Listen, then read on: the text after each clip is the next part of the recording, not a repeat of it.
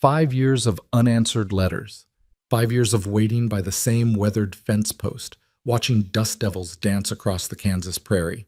Eleanor Price had become Silver Creek's most pitied soul, the Boston schoolteacher who refused to believe her cowboy was gone. But when a stranger with storm-gray eyes rode into town carrying a sealed envelope, everything she thought she knew about love, loss, and Luke Callahan would shatter like glass.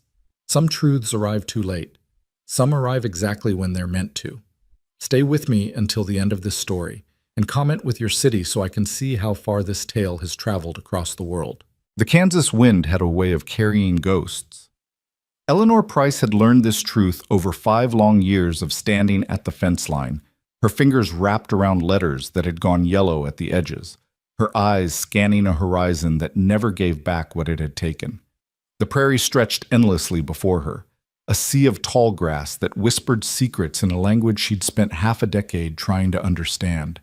Somewhere out there, beyond the curve of the earth, where the sun bled crimson every evening, was the answer to the question that had hollowed out her heart. Why had Luke Callahan stopped writing? The fence post had become her altar, her confessional, her cross. Every evening, as the light failed and Silver Creek settled into its dusty slumber, Eleanor would walk the quarter-mile from her small schoolhouse to this exact spot. Her feet had worn a path through the prairie grass, a thin line of testimony to her faithfulness. The townspeople had stopped asking if she was well. They simply nodded as she passed, their eyes full of that terrible mixture of sympathy and judgment that people reserve for those who won't release the dead. But Luke wasn't dead. He couldn't be. Eleanor would have felt it, wouldn't she? The tearing of that invisible thread that bound one soul to another? She clutched the last letter closer to her chest, though she'd long ago memorized every loop and slant of his handwriting.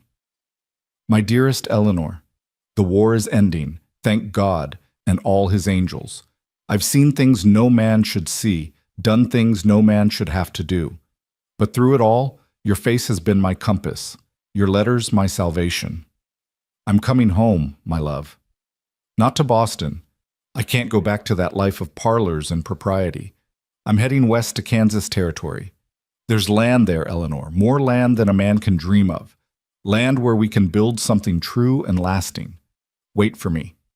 I'll send for you as soon as I've staked our claim. By Christmas, we'll be together under our own roof, watching our own sunset. Wait for me, my darling girl. Wait for me. Yours eternally, Luke. That had been in 1872, written from some blood-soaked field in Virginia that Eleanor couldn't find on any map she'd consulted. Christmas had come and gone, then another, and another. 5 Christmases without Luke, without word, without anything but the screaming silence of unanswered letters. She'd written every week at first, sending her letters to Fort Leavenworth with desperate pleas for them to forward her correspondence to Lucas Callahan, formerly of the 5th Kansas Volunteer Cavalry. The replies, when they came at all, were bureaucratic and unhelpful. Records were incomplete. Many men had scattered after the war. Had she tried the Veterans Bureau? Had she considered that perhaps Mr. Callahan had simply moved on? Moved on. As if love were a train station you could simply depart from when the schedule suited you. Eleanor had left Boston in the spring of 1874, her mother's protests ringing in her ears. You're chasing a phantom, Eleanor. He's forgotten you, or worse, he's dead and you're too stubborn to admit it. Stay here. Marry Mr. Pemberton. He's a good man, a wealthy man. You'll want for nothing. But Eleanor had wanted everything. Everything that Luke had promised in his letters. The adventure, the freedom, the wild beauty of a land untamed by Boston's suffocating social conventions. She'd boarded a train with one trunk and a heart full of determination, telling herself that if she could just get to Kansas, just get closer to where Luke had gone, somehow the universe would bring them together.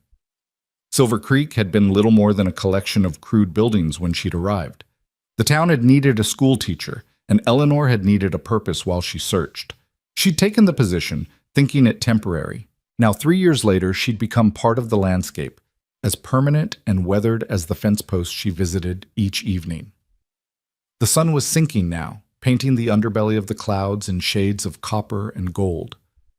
Eleanor's shadow stretched long across the prairie grass, a thin specter of the woman she'd once been.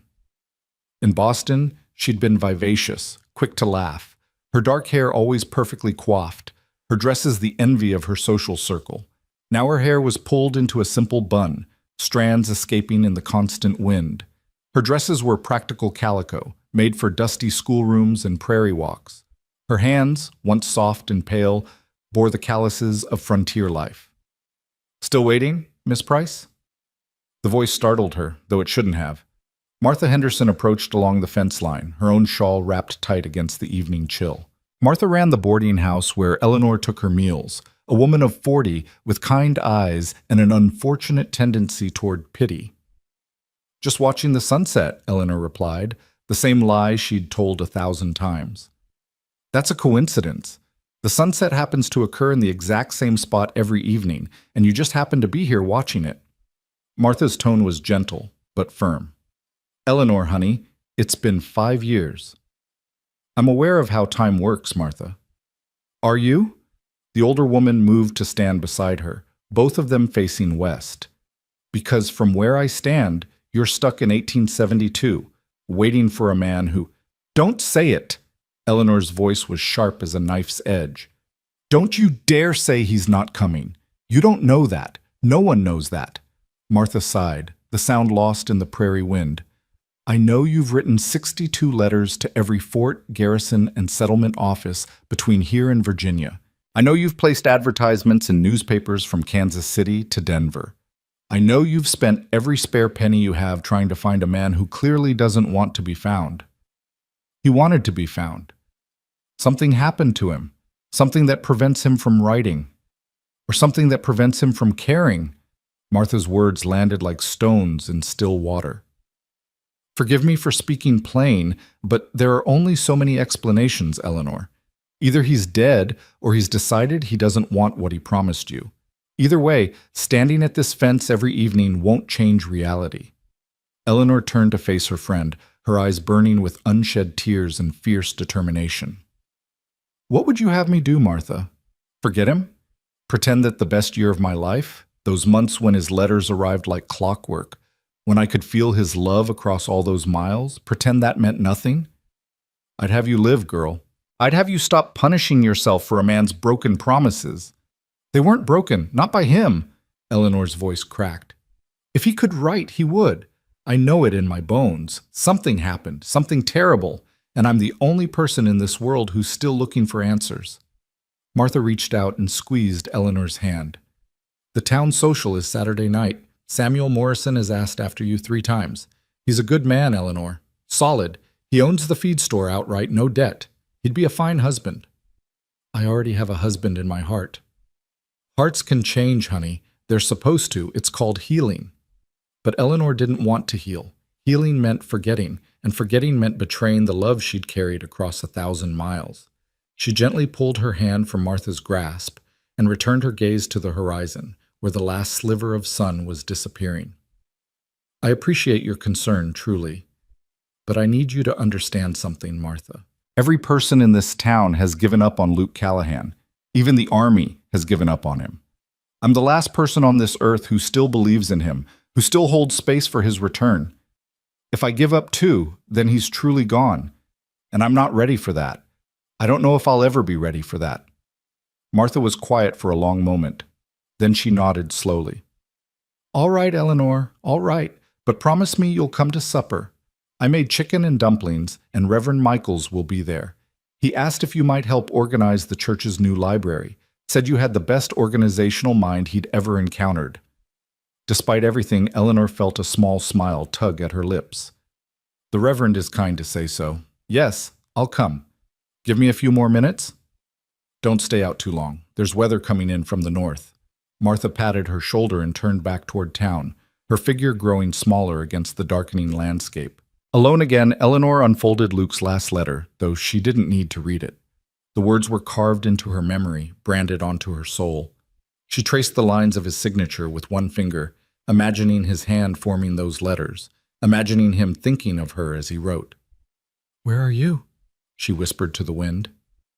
"What happened to you, my love?"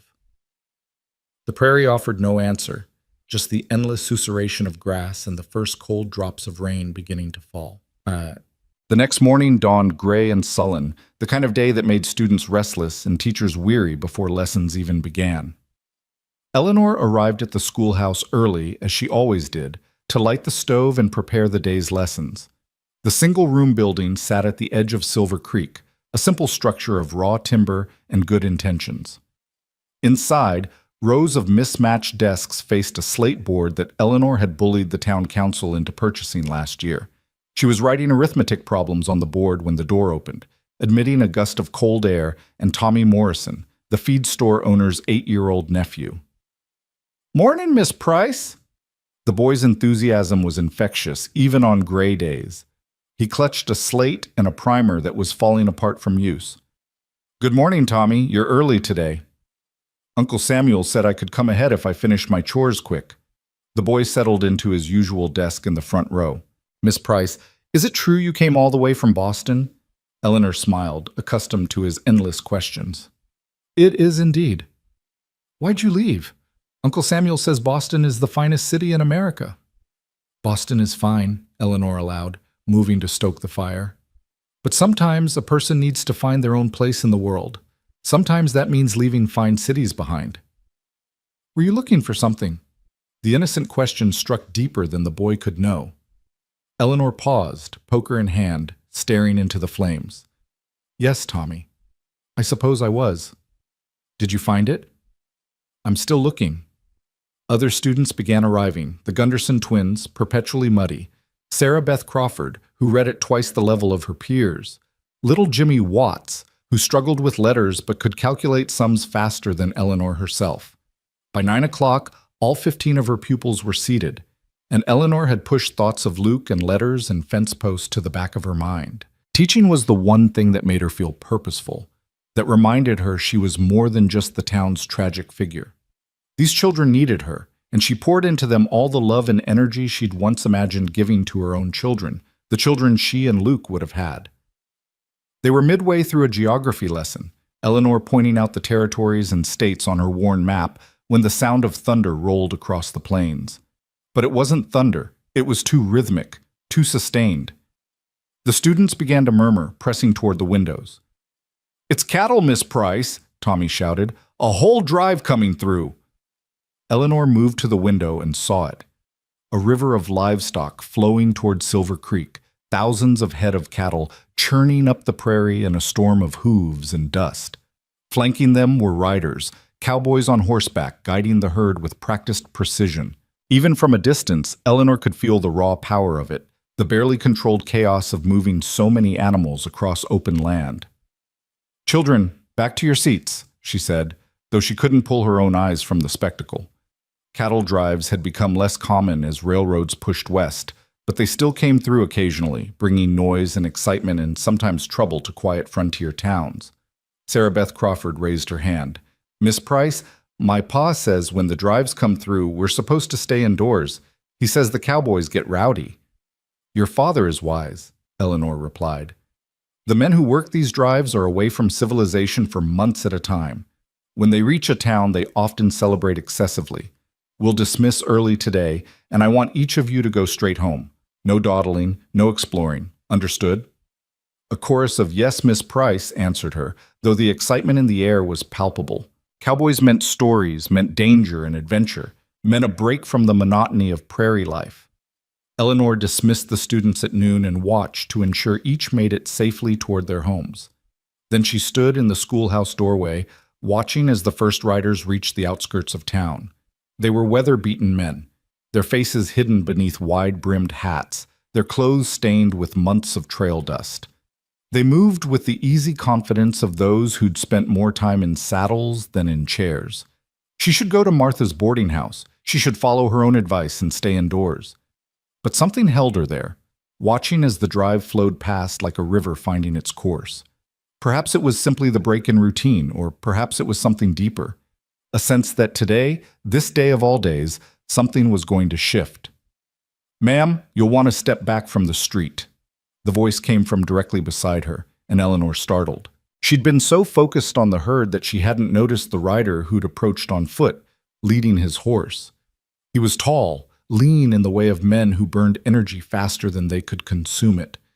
His hat was pushed back enough for her to see his face, weathered and tanned, with lines around his eyes that spoke of years spent squinting into sun and distance. Those eyes were gray, the color of storm clouds, and they held a peculiar combination of wariness and kindness. "I'm quite all right, thank you," Eleanor said, not moving. "Respectfully, ma'am, you're not." He gestured toward the street where dust hung thick as fog. "When the stragglers come through, they'll be running hard to catch up. You don't want to be standing this close." As if to punctuate his words, a group of younger cattle broke from the main herd, panicked by something Eleanor couldn't see.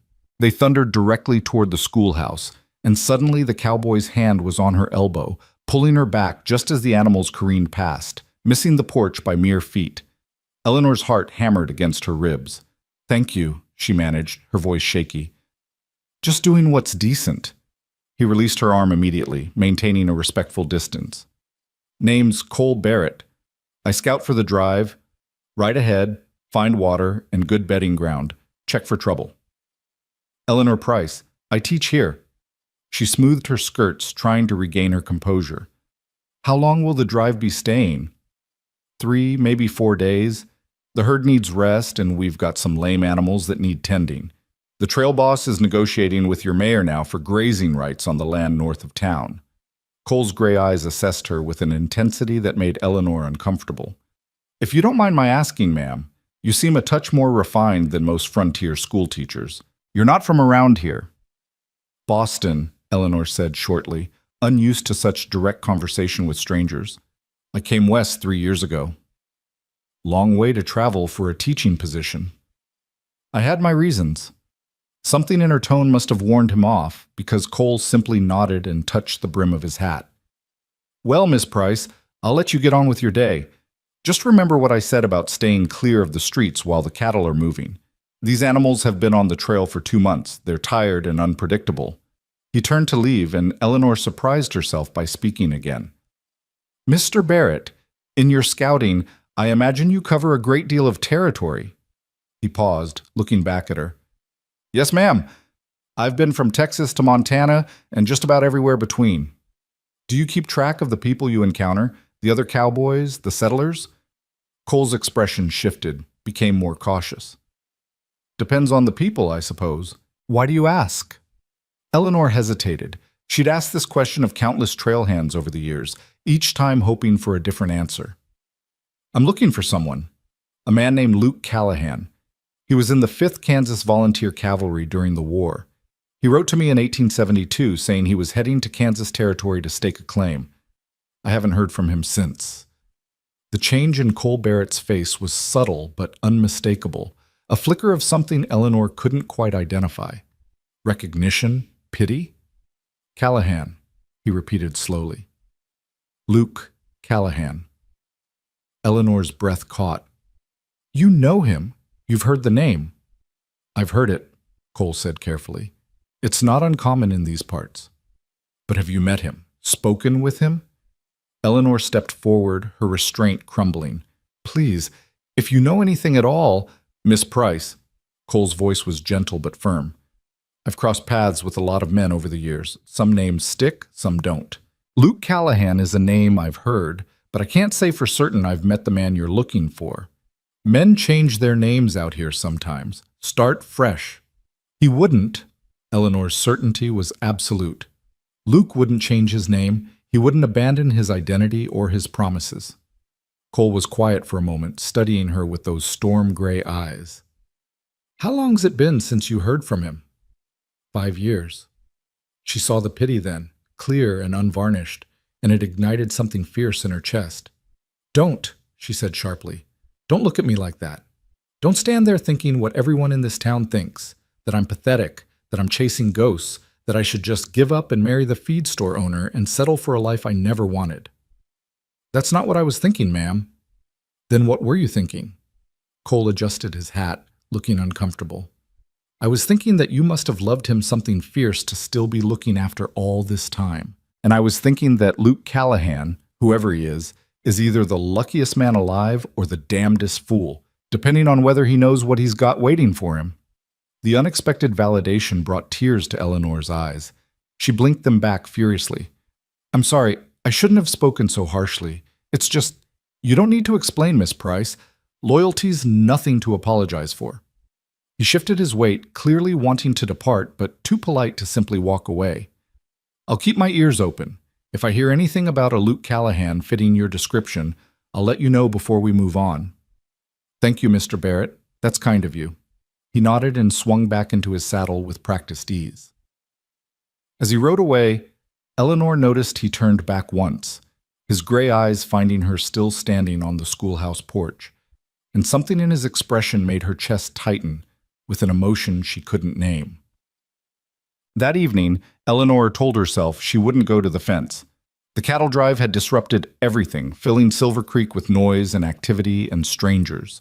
She should stay at the boarding house, should help Martha prepare the extra rooms that would no doubt be let to trail hands looking for real beds and hot meals. But as sunset approached, her feet carried her there anyway, following the path worn smooth by years of faithful waiting. The fence post stood sentinel against the horizon, and Eleanor took her customary position beside it, Luke's letter pressed against her heart. The cattle had been moved to grazing land north of town, but the smell of them still hung in the air, dust and hide and the green scent of disturbed prairie grass. In the distance, Eleanor could see the orange glow of the drive's camp, could hear the faint strains of a harmonica playing a melancholy tune. I met someone today, she whispered to the absent Luke, as she often did during these solitary vigils. A scout named Cole Barrett. He said he'd heard your name. It's not much, but it's more than I've learned in months. Maybe he'll remember something. Maybe he's crossed paths with you without realizing it. The wind picked up, carrying with it the first real cold of autumn. Eleanor wrapped her shawl tighter, watching as stars began to puncture the darkening sky. In Boston, you could barely see the stars. The city lights drowned them out. But here, on the open prairie, they multiplied until the sky seemed more light than darkness, a vast canopy of possibilities. I'm tired, she admitted to the night. I'm so tired of hoping, Luke. Sometimes I think Martha's right, that I should just stop this, that I should accept that you're gone and try to build something resembling a life from what's left. But then I think about giving up, and it feels like betraying everything we promised each other. A sound behind her made Eleanor turn. A figure was approaching through the darkness, a man on foot, moving with careful purpose. Her heart leapt irrationally before common sense asserted itself. The silhouette was wrong, the walk unfamiliar. Miss Price? It was Cole Barrett's voice. Sorry to disturb you. I saw you from the camp and wanted to make sure you were all right. It's not safe to be out alone after dark, not with so many strangers in town. I'm fine, Mr. Barrett. I come here every evening. He moved closer, close enough for her to see his face in the starlight. This is the place, isn't it? The place you wait for him. It wasn't really a question, and Eleanor didn't answer it as one. Is there something you needed?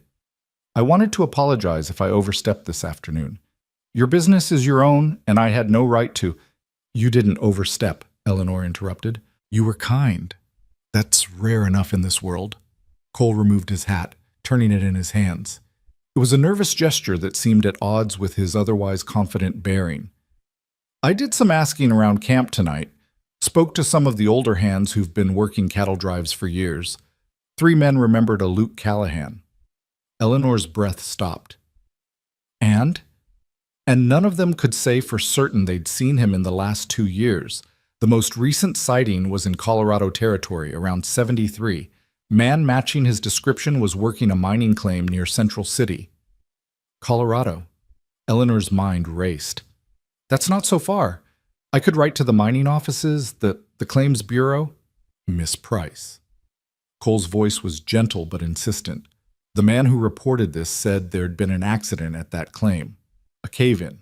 Several miners died. He couldn't say for certain if Callahan was among them because he left the area before the bodies were recovered. The words landed like blows.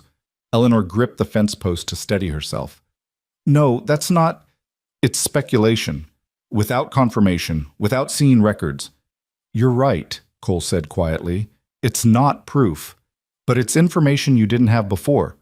I thought you'd want to know. Because you think it will make me stop waiting? Eleanor's voice was sharp with pain and anger. Because you think learning he might be dead will somehow release me from this foolish loyalty? No, ma'am. I think you've got a right to the truth, whatever that truth turns out to be. And I think chasing that truth is better than standing at fences wondering. Eleanor turned away from him, facing west once more. The stars blurred as tears finally spilled over. She'd spent 5 years refusing to cry, refusing to grieve, because grieving meant accepting loss. But something in Cole Barrett's matter-of-fact delivery and his refusal to coddle or pity her broke through her defenses. I loved him, she said, her voice cracking. I loved him so much. He made me feel seen in a way no one else ever had. When we met at that veterans benefit in Boston, he was so out of place among all those society people, but he didn't care. He was himself, completely and unapologetically. And he looked at me like I was someone worth knowing, not just worth marrying for my father's connections. Cole said nothing, just stood a respectful distance away, letting her speak. We had 6 months together before he went west. 6 months of letters and stolen moments and plans for a future. 6 months and then silence. Do you know what that does to a person, Mr. Barrett? To have something so beautiful and then have it just stop? With no explanation, no closure, nothing but questions? I can't imagine, Cole said honestly, but I can see what it's done to you, and I can see that you're stronger than anyone gives you credit for, including yourself. Eleanor wiped her eyes with the back of her hand. I don't feel strong. I feel like I'm slowly disappearing, like every day without answers erases a little more of who I used to be. Then maybe it's time to get some answers. Cole stepped closer, his voice taking on a determined edge. There are ways to find out what happened in Colorado. Mining companies keep records. Claims offices document deaths. It'll take time and letters, but it's possible. And once you really know, you can decide what comes next. And if he's dead? Eleanor forced herself to say the word out loud. If I find proof that Luke died in that mine collapse? Then you grieve, Cole said simply. You let yourself feel it and then you keep living. Because that's what people do. They survive things they never thought they could survive. Eleanor studied this strange cowboy who'd appeared in her life like a comet, bright, unexpected, and impossible to ignore. Why do you care, Mr.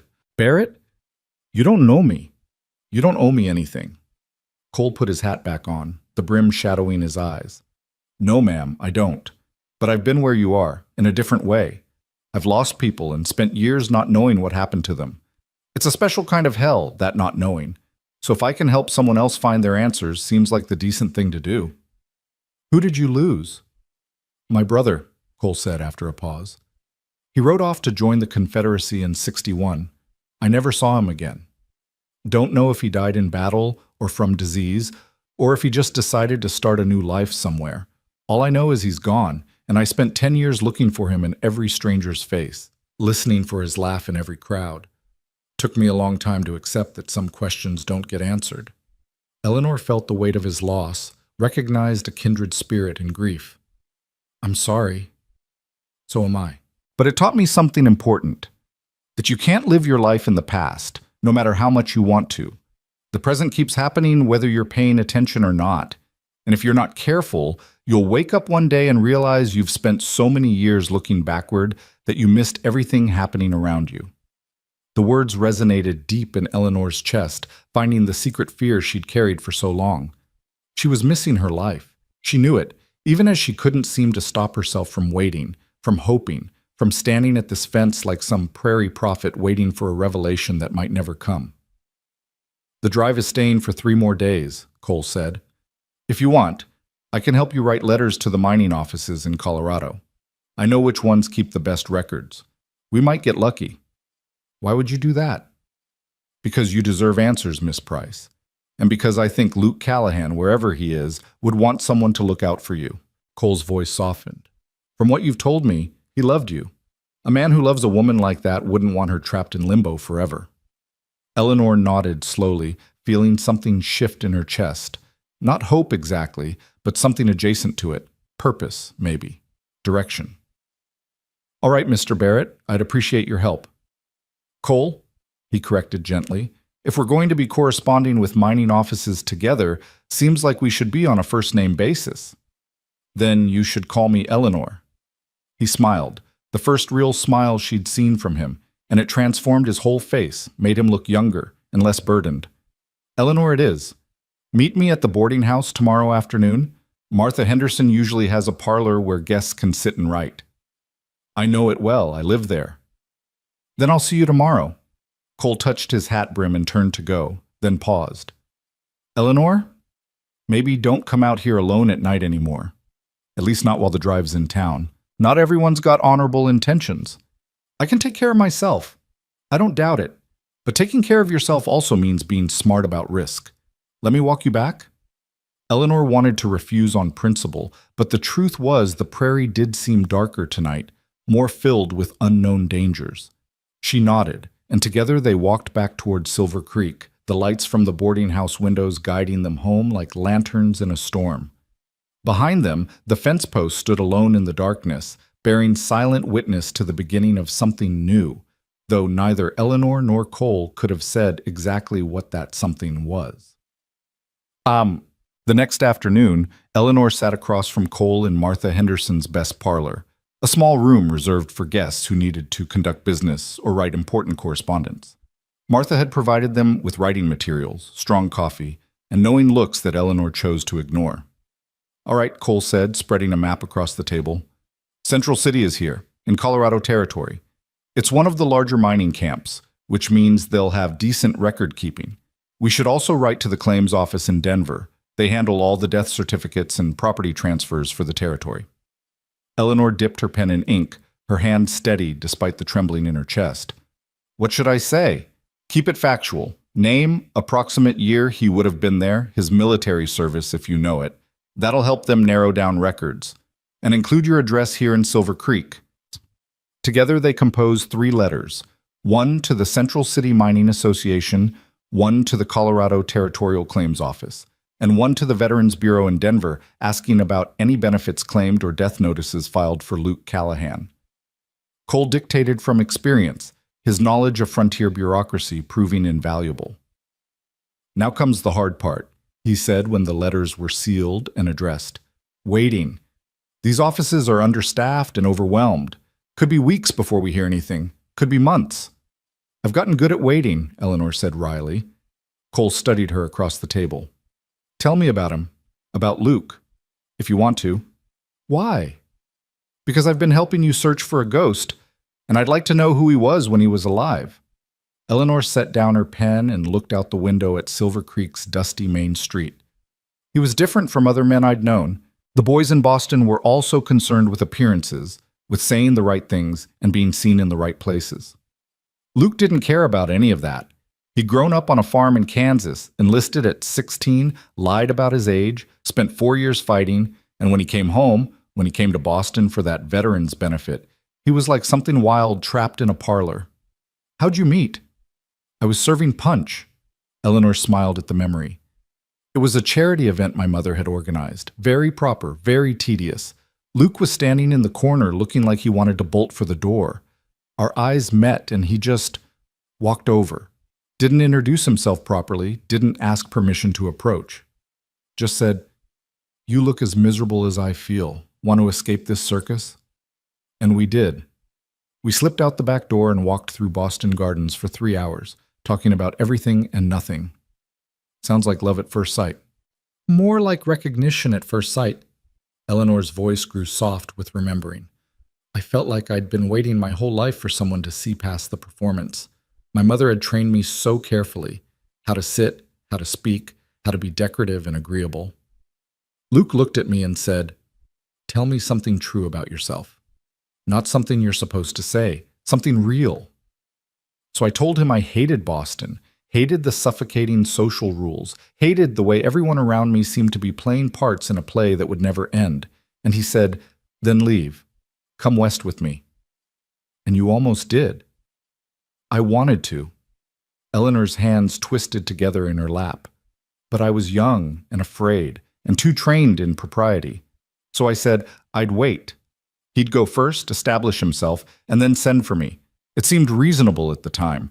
Now it seems like the worst decision I ever made. Cole was quiet for a moment. Eleanor, I have to ask you something, and I need you to be honest with me. All right. When you think about Luke now, when you picture him in your mind, are you seeing him as he was, or as you remember him being? Eleanor frowned. I don't understand the question. We all do it, Cole said gently. When someone's gone, we start editing them in our memories. We smooth away the rough edges, forget the arguments, remember only the best moments. Pretty soon we're in love with a memory, not a person. And that memory doesn't have any flaws, doesn't disappoint us, doesn't change. It stays perfect, and we stay stuck. You think I've turned Luke into some kind of saint in my mind? I think 5 years is a long time, and memory is a tricky thing. Cole leaned forward, his gray eyes serious. I'm not trying to diminish what you felt for him, but I want you to consider the possibility that even if we find him alive, even if he comes walking into Silver Creek tomorrow, he might not be the man you remember. War changes people. The frontier changes people. Time changes people. Eleanor wanted to argue, to insist that love didn't work that way, that she knew Luke's soul and would recognize it anywhere. But something in Cole's words rang with uncomfortable truth. How many times had she reread those letters, polishing the memories until they gleamed? How many times had she imagined their reunion, always perfect, always exactly as she'd dreamed? What if I don't know him anymore? She whispered. What if we find him, and he's become someone completely different? Then you make a new choice, Cole said, based on who you both are now, not who you were 5 years ago. But you can't make any choice until you know the truth. That's what we're doing here, Eleanor. We're finding the truth so you can finally move forward, whatever that looks like.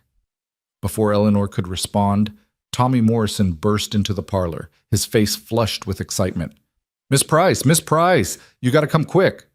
Tommy, what is it? What's wrong? Nothing's wrong. There's a woman and a little boy just arrived with the cattle drive, and the woman's awful sick, and they're saying she needs help, and someone said you'd know what to do.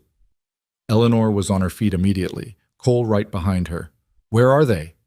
At the camp. The trail boss sent me to fetch you. They hurried out of the boarding house and toward the cattle drive's camp at the north end of town. The usual bustle of cowboys and livestock had been interrupted by a cluster of men standing around a covered wagon. As Eleanor approached, they parted to let her through. Inside the wagon lay a woman who couldn't have been more than 30, her face waxy and pale, her breathing shallow.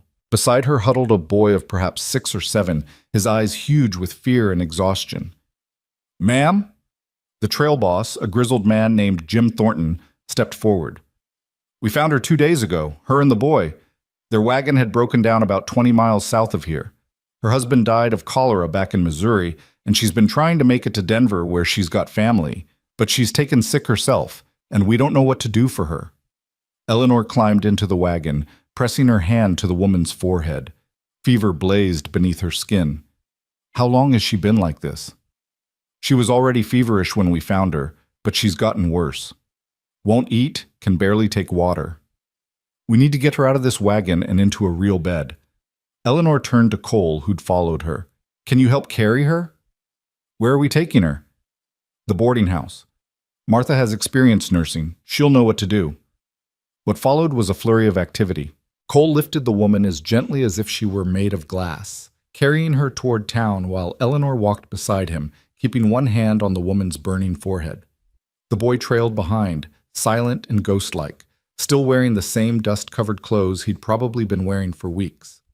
Martha took one look at the situation and sprang into action, directing them to her best room, sending Tommy's Uncle Samuel to fetch Dr. Pritchard, ordering Eleanor to boil water and gather clean linens. The boarding house transformed into a makeshift hospital, and for the next several hours, Eleanor forgot about letters and lost loves and fence posts, focusing entirely on the immediate crisis before her. It was nearly midnight before Dr. Pritchard emerged from the sick room, his face grave. Eleanor, Cole, and Martha had been waiting in the parlor, the boy curled up asleep in a chair with a blanket tucked around him. How is she? Martha asked. The doctor shook his head slowly. Pneumonia, complicated by malnutrition and exhaustion. I've done what I can, but... He glanced at the sleeping child. Someone should make arrangements for the boy. Is there family? She was trying to reach relatives in Denver, Cole said, but we don't know who they are or how to contact them. Then the boy will need somewhere to stay, at least temporarily. Dr. Pritchard gathered his medical bag. Martha, you know what to do for her. Make her comfortable. I'll check back in the morning, but I don't expect... He didn't finish the sentence. He didn't need to. After he left, the three of them sat in heavy silence, watching the boy sleep, each thinking about the cruelty of fate that could leave a child orphaned in the middle of nowhere, dependent on the kindness of strangers. I'll take him, Eleanor heard herself say. Until we can find his family, he can stay with me. Martha looked at her in surprise. Eleanor, honey, you live in a single room in my boarding house. You can't... Then I'll rent a bigger room, or find a house. I can't let him be passed around like an unwanted package. Eleanor stood and walked to where the boy slept, gently brushing his dark hair from his forehead. He needs stability, even if it's temporary.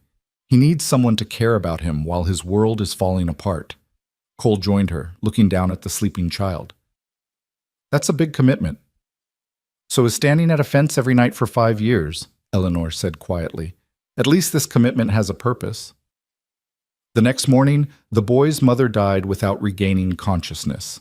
Eleanor was there when it happened, holding the woman's hand, whispering promises that her son would be cared for, that he wouldn't be left alone in the world. When it was over, she sat for a long time in the silent room, thinking about how quickly everything could change, how death could arrive without warning or mercy.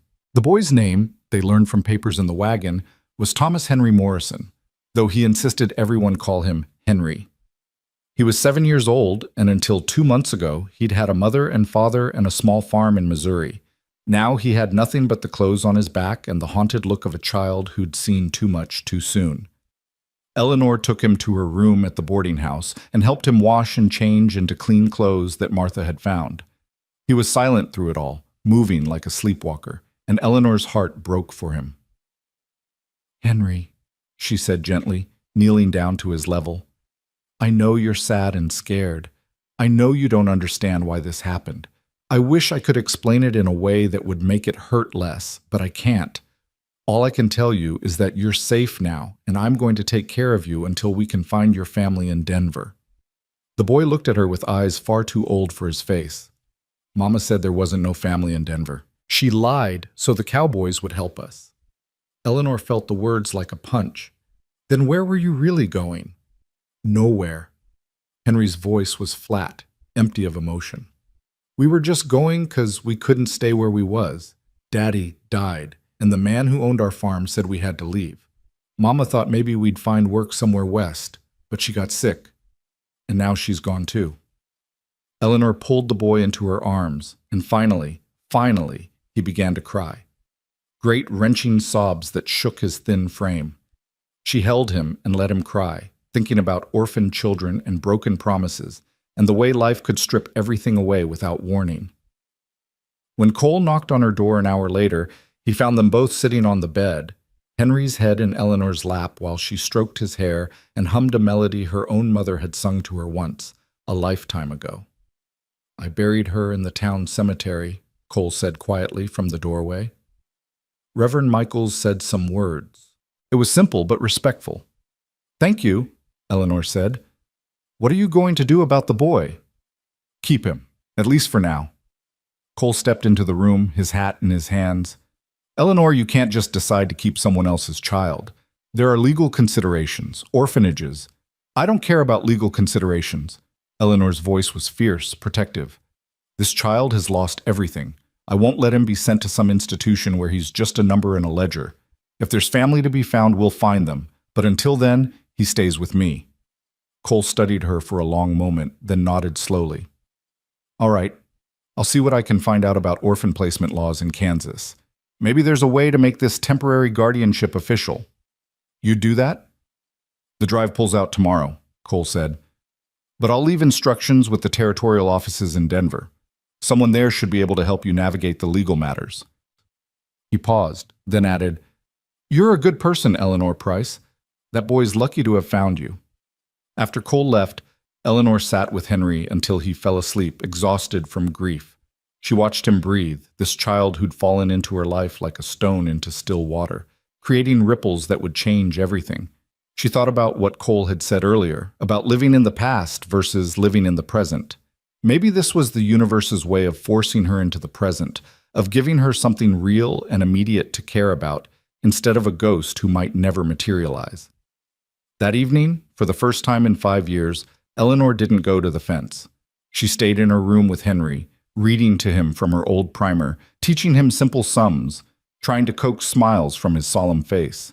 And when darkness fell and Martha came to check on them, she found Eleanor and Henry both asleep in the narrow bed, the child curled against her side like he'd been there forever. The next morning, the cattle drive prepared to move on. Eleanor stood with Henry on the boarding house porch, watching as cowboys saddled up and herds were gathered. She'd come to say goodbye to Cole, to thank him for his help, and found herself reluctant to see him go. "Here," Cole said, pressing a folded piece of paper into her hand. "That's the name and address of a lawyer in Denver who specializes in family law. Tell him I sent you. He owes me a favor.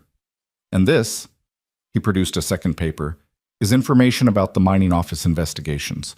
I paid a courier service to check with them weekly and forward any responses to you here in Silver Creek. Cole, I can't ask you to—" "You're not asking, I'm offering." His gray eyes were warm in the morning light. "I told you I'd help you find answers, and I meant it. Just because the drive is moving on doesn't mean I'm abandoning the search." Eleanor felt something unfamiliar stirring in her chest, gratitude mixed with something warmer, something she was afraid to examine too closely. "I don't know how to thank you. Take care of that boy. Give him the kind of second chance you're hoping Luke will give you. That'll be thanks enough." Cole looked down at Henry, who clung to Eleanor's skirts. "You be good for Miss Price, you hear? She's one of the finest ladies in Kansas Territory." Henry nodded solemnly, and Cole ruffled his hair before mounting his horse. The animal danced sideways, eager to move, and Cole had to work to keep him steady. "Will you come back?" Eleanor asked before she could stop herself. "Through Silver Creek, I mean. Do the cattle drives come through regularly?" "This route? Every year, give or take. Trail conditions and market prices depending." Cole settled his hat lower. "I'll make a point of checking in when we pass through next spring. See how you and Henry are doing. See if those letters from Colorado came through." "I'd like that," Eleanor said, surprised by how much she meant it. Cole touched his hat brim in farewell, then rode to join the drive. Eleanor watched until he was just another silhouette against the prairie, then turned and led Henry back inside, where Martha had breakfast waiting and a new day was beginning. That evening, Eleanor took Henry's hand and walked to the fence line. The boy looked up at her curiously as she stood at her usual spot, but he didn't ask questions. He'd learned young that grown-ups did strange things for reasons children couldn't understand. Eleanor pulled Luke's last letter from her pocket and read it one more time. Then she looked down at Henry, at this child who needed her in a way that was real and present and urgent, and made a decision. "Henry," she said, "I want to tell you about someone I used to know. His name was Luke, and he made me a lot of promises once. I've spent 5 years waiting for him to keep those promises. But you know what I realized today? While I was waiting for one promise to come true, I was missing all the other ways the universe was trying to give me exactly what I needed." The boy looked at her with solemn eyes. "Do you still love him? The promise man?"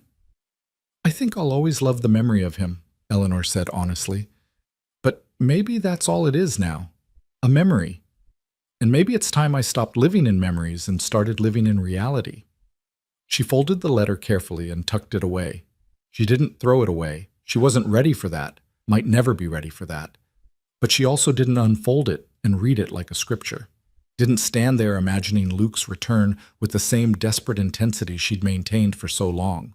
Instead, she took Henry's hand and they walked back toward town together, toward the boarding house where Martha was keeping supper warm, toward the life that was actually happening instead of the life she'd been imagining.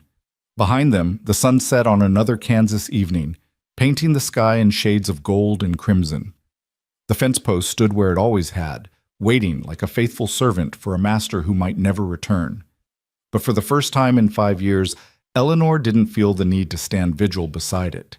She had someone who needed her here, now, in the present moment. And perhaps that was its own kind of promise, one that didn't require letters or assurances, one that simply asked her to show up each day and care for the child who'd been placed in her path. As they reached the boarding house, Henry looked up at her and spoke for the first time since his mother's death. "Miss Eleanor, do you think maybe I could stay with you? Not just for a little while, for a long while?" Eleanor knelt down and cupped his face in her hands, seeing past the dirt and the fear to the resilient spirit underneath. "I think that could be arranged, Henry. In fact, I think I'd like that very much." And for the first time since Cole Barrett had ridden into Silver Creek, Eleanor felt something she'd almost forgotten. Not hope exactly, but something quieter and more sustainable.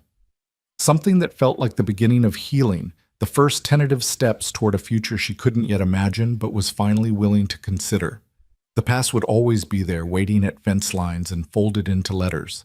But the present was here, warm and real, holding her hand and asking to be loved. And Eleanor, who'd spent 5 years looking backward, finally turned her face toward what was ahead. The first week with Henry taught Eleanor more about herself than 5 years of solitary waiting ever had.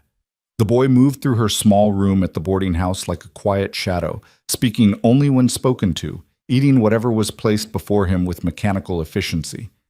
He didn't cry again after that first day, and somehow his dry-eyed silence was worse than any tantrum could have been. Martha had helped Eleanor move into a larger room on the ground floor, one with 2 beds and a window that overlooked the small garden behind the boarding house. It wasn't much, but Eleanor hung curtains she'd sewn herself and placed wildflowers in a jar on the windowsill, trying to make it feel like home for a child who'd lost his. "You need to give him time," Martha said one morning as they watched Henry pick at his breakfast. "Grief doesn't follow a schedule, especially not for children." "I know. I just wish I knew how to reach him." Eleanor stirred her coffee, though she had no intention of drinking it. Sleep had been elusive since Henry arrived, her nights filled with the boy's muffled nightmares and her own swirling thoughts about futures she hadn't planned for. "You're doing exactly what he needs. You're being present and consistent. That's more than most orphans get." Martha refilled Eleanor's cup despite her protests. "Speaking of which, have you thought about how you're going to manage?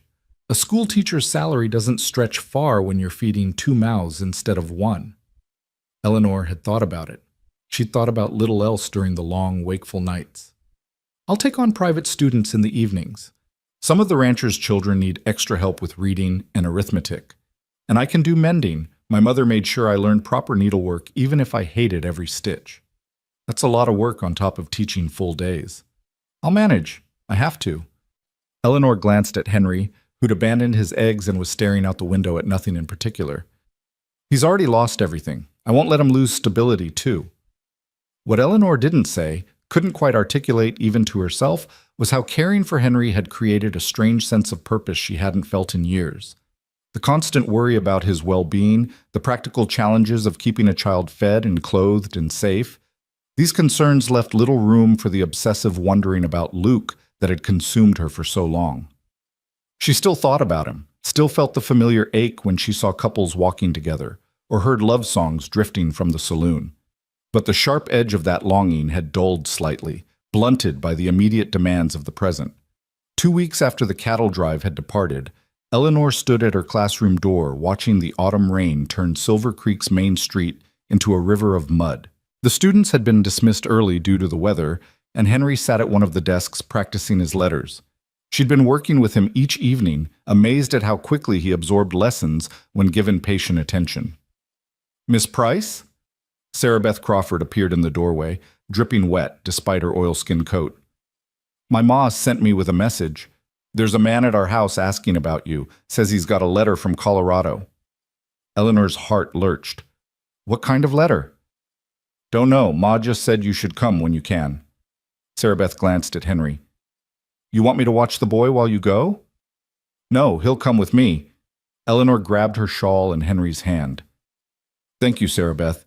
Tell your mother we'll be there shortly." They hurried through the rain, Henry's small legs struggling to keep pace. The Crawford house sat at the far end of town, a neat 2-story structure that served as both home and office for Sarah Beth's father, who worked as the town's informal postmaster and freight agent. When they arrived, Mrs. Crawford ushered them inside with concerned efficiency. "Eleanor, dear, you're soaked through. Let me get you both some towels." She disappeared into the back of the house, leaving Eleanor and Henry standing in the front parlor where a middle-aged man in a traveling coat waited. "Miss Eleanor Price." The man stood and extended his hand. "I'm Warren Mitchell, courier service out of Denver. I was hired by a Mr. Cole Barrett to deliver correspondence to you regarding a mining inquiry." Eleanor's hand shook as she accepted the thick envelope he produced from his satchel. "You came all this way in this weather?" "I was passing through on other business, ma'am. Mr. Barrett paid extra to ensure prompt delivery of any responses." Mitchell tipped his hat. "If you'll excuse me, I need to get back on the road before it gets worse. Mrs. Crawford will validate receipt of delivery." He was gone before Eleanor could properly thank him, and she stood holding the envelope like it might explode. Henry pressed against her side, silent as always, but his small hand gripped her skirt tightly. Mrs. Crawford returned with towels and sympathetic eyes. "Would you like to open that here, Eleanor? In private?" No, I should—" Eleanor swallowed hard. "I should go back to the boarding house. Thank you, Mrs. Crawford." The walk back seemed to take both forever, and no time at all. Eleanor clutched the envelope against her chest, protecting it from the rain, her mind spinning through every possible outcome. News of Luke alive, news of Luke dead, news of nothing conclusive at all. She didn't know which she feared most. Martha took one look at her face when they returned and immediately took charge of Henry, promising him cookies and hot cocoa in the kitchen. Eleanor retreated to her room, placed the envelope on her bed, and stared at it for a long time before finding the courage to break the seal. Inside were 3 separate letters. The first was from the Central City Mining Association, written in cramped, official script. Eleanor forced herself to read slowly, to comprehend each word even as her heart hammered against her ribs. "Dear Miss Price, in response to your inquiry dated October 2nd, 1877, we have searched our records for information regarding one Luke Callahan. Our records indicate that a man by that name held a mining claim in the Central City District from March 1873 to November 1873. The claim, designated CC 847, was registered under his name and military service record as you described. On November 14th, 1873, there was a collapse in the mine shaft adjacent to Mr. Callahan's claim. The collapse resulted in 6 confirmed fatalities. Mr. Callahan's name appears on the preliminary casualty list compiled by the Territorial Marshal's Office. However, we must note that body identification was difficult due to the nature of the accident, and final death certificates list several victims as presumed deceased rather than confirmed. Mr. Callahan's claim was declared abandoned in January 1874 when no one came forward to maintain the registration. His personal effects, if any remained, would have been disposed of according to standard procedures. We hope this information proves helpful in your search. Respectfully, Thomas J. Harrington, Records Administrator, Central City Mining Association. Eleanor read the letter 3 times, each word cutting deeper. Presumed deceased. Not confirmed, but presumed. It was the worst kind of answer. Neither definitive proof of death nor confirmation of life. Just another layer of uncertainty. The second letter was from the Colorado Territorial Claims Office, reiterating much of the same information with additional bureaucratic details about property disposition and legal procedures for declaring someone deceased in absentia. Eleanor skimmed it, finding nothing new, nothing that offered real clarity. The third letter made her hands shake. It was written on different paper, in different handwriting, rough and unpracticed, as if the writer was more accustomed to holding tools than pens. Miss Price, my name is Jack Wheeler. I worked the claim next to Luke Callahan's back in '73. The mining office gave me your letter because they thought I could tell you more than their records show. I'm real sorry to write you bad news, but I figure you deserve the truth. Luke and me, we worked side by side for about 7 months. He was a good man, talked about you often, showed me a picture he carried, pretty lady in a fancy dress. He said you were waiting for him back east, that once he struck it rich, he was going to send for you and marry you proper. The day of the collapse, Luke was in the shaft when it happened. I was outside, had just come up for water. I heard the whole thing, the rumbling, the screaming, the silence after. We dug for 3 days straight trying to reach them, but the whole tunnel had caved in. We got 3 bodies out, The other three, including Luke, were buried too deep. The rock was unstable, and the marshal said it was too dangerous to keep digging. I'm sorry to say it plain, but Luke didn't make it out of that mine, Miss Price. We had a service for all 6 men, said words over the shaft entrance before they sealed it permanent. I kept Luke's things for a while, hoping maybe someone would come asking. After a year, I sold what I could and gave the money to the widow's fund. There was one thing I kept meaning to pass on if anyone ever came looking. Luke had been working on a letter to you the morning of the collapse. It was in his coat pocket, never finished. I've enclosed it with this. Figure it belongs to you more than anyone. I'm sorry for your loss. Luke spoke of you like you hung the moon. Whatever you two had, it was real and it mattered. Respectfully, Jack Wheeler. Eleanor's vision blurred as she unfolded the final piece of paper, smaller than the others, stained and creased from years of being carried in a stranger's pocket. The handwriting was unmistakably Luke's, though more hurried than his earlier letters, the words trailing off mid-sentence. My dearest Eleanor, 7 months in these mountains, and I still dream of you every night. The claim is producing steady, nothing spectacular but enough to keep going. The winter here is brutal, snow like I've never seen, cold that cuts right through to your bones. But I think of you in that warm parlor in Boston, and it keeps me going. I know I promised I'd send for you by Christmas, and I know that Christmas has come and gone. I'm ashamed I haven't written more, but the truth is I wanted to have something real to offer you before I asked you to give up your whole life. I wanted to be able to say, come west, and you'll want for nothing, instead of come west and share my struggle. I'm close now, Eleanor, I can feel it. Another few months and I'll have enough to buy proper land, build a proper house, the kind of home you deserve. And then I'll write you the letter I've been composing in my head for months. The one where I beg you to forgive my silence and ask you to marry me and... The letter ended there, the sentence unfinished, the rest forever lost in a mine shaft in Colorado. Eleanor sat on her bed holding these papers. Official records of death, a stranger's testimony, Luke's final words, and felt the last fragile thread of hope snap inside her chest. All these years, all of this waiting, all the what-ifs and maybes she'd clung to like lifelines. And the truth had been sitting in a sealed mine shaft since 1873, buried under tons of rock with the man who'd promised her forever. She didn't cry. The tears wouldn't come, blocked by something harder and colder than grief. She felt hollow, scooped out, as if someone had reached inside her and removed some vital organ she couldn't name. A soft knock on her door made her look up.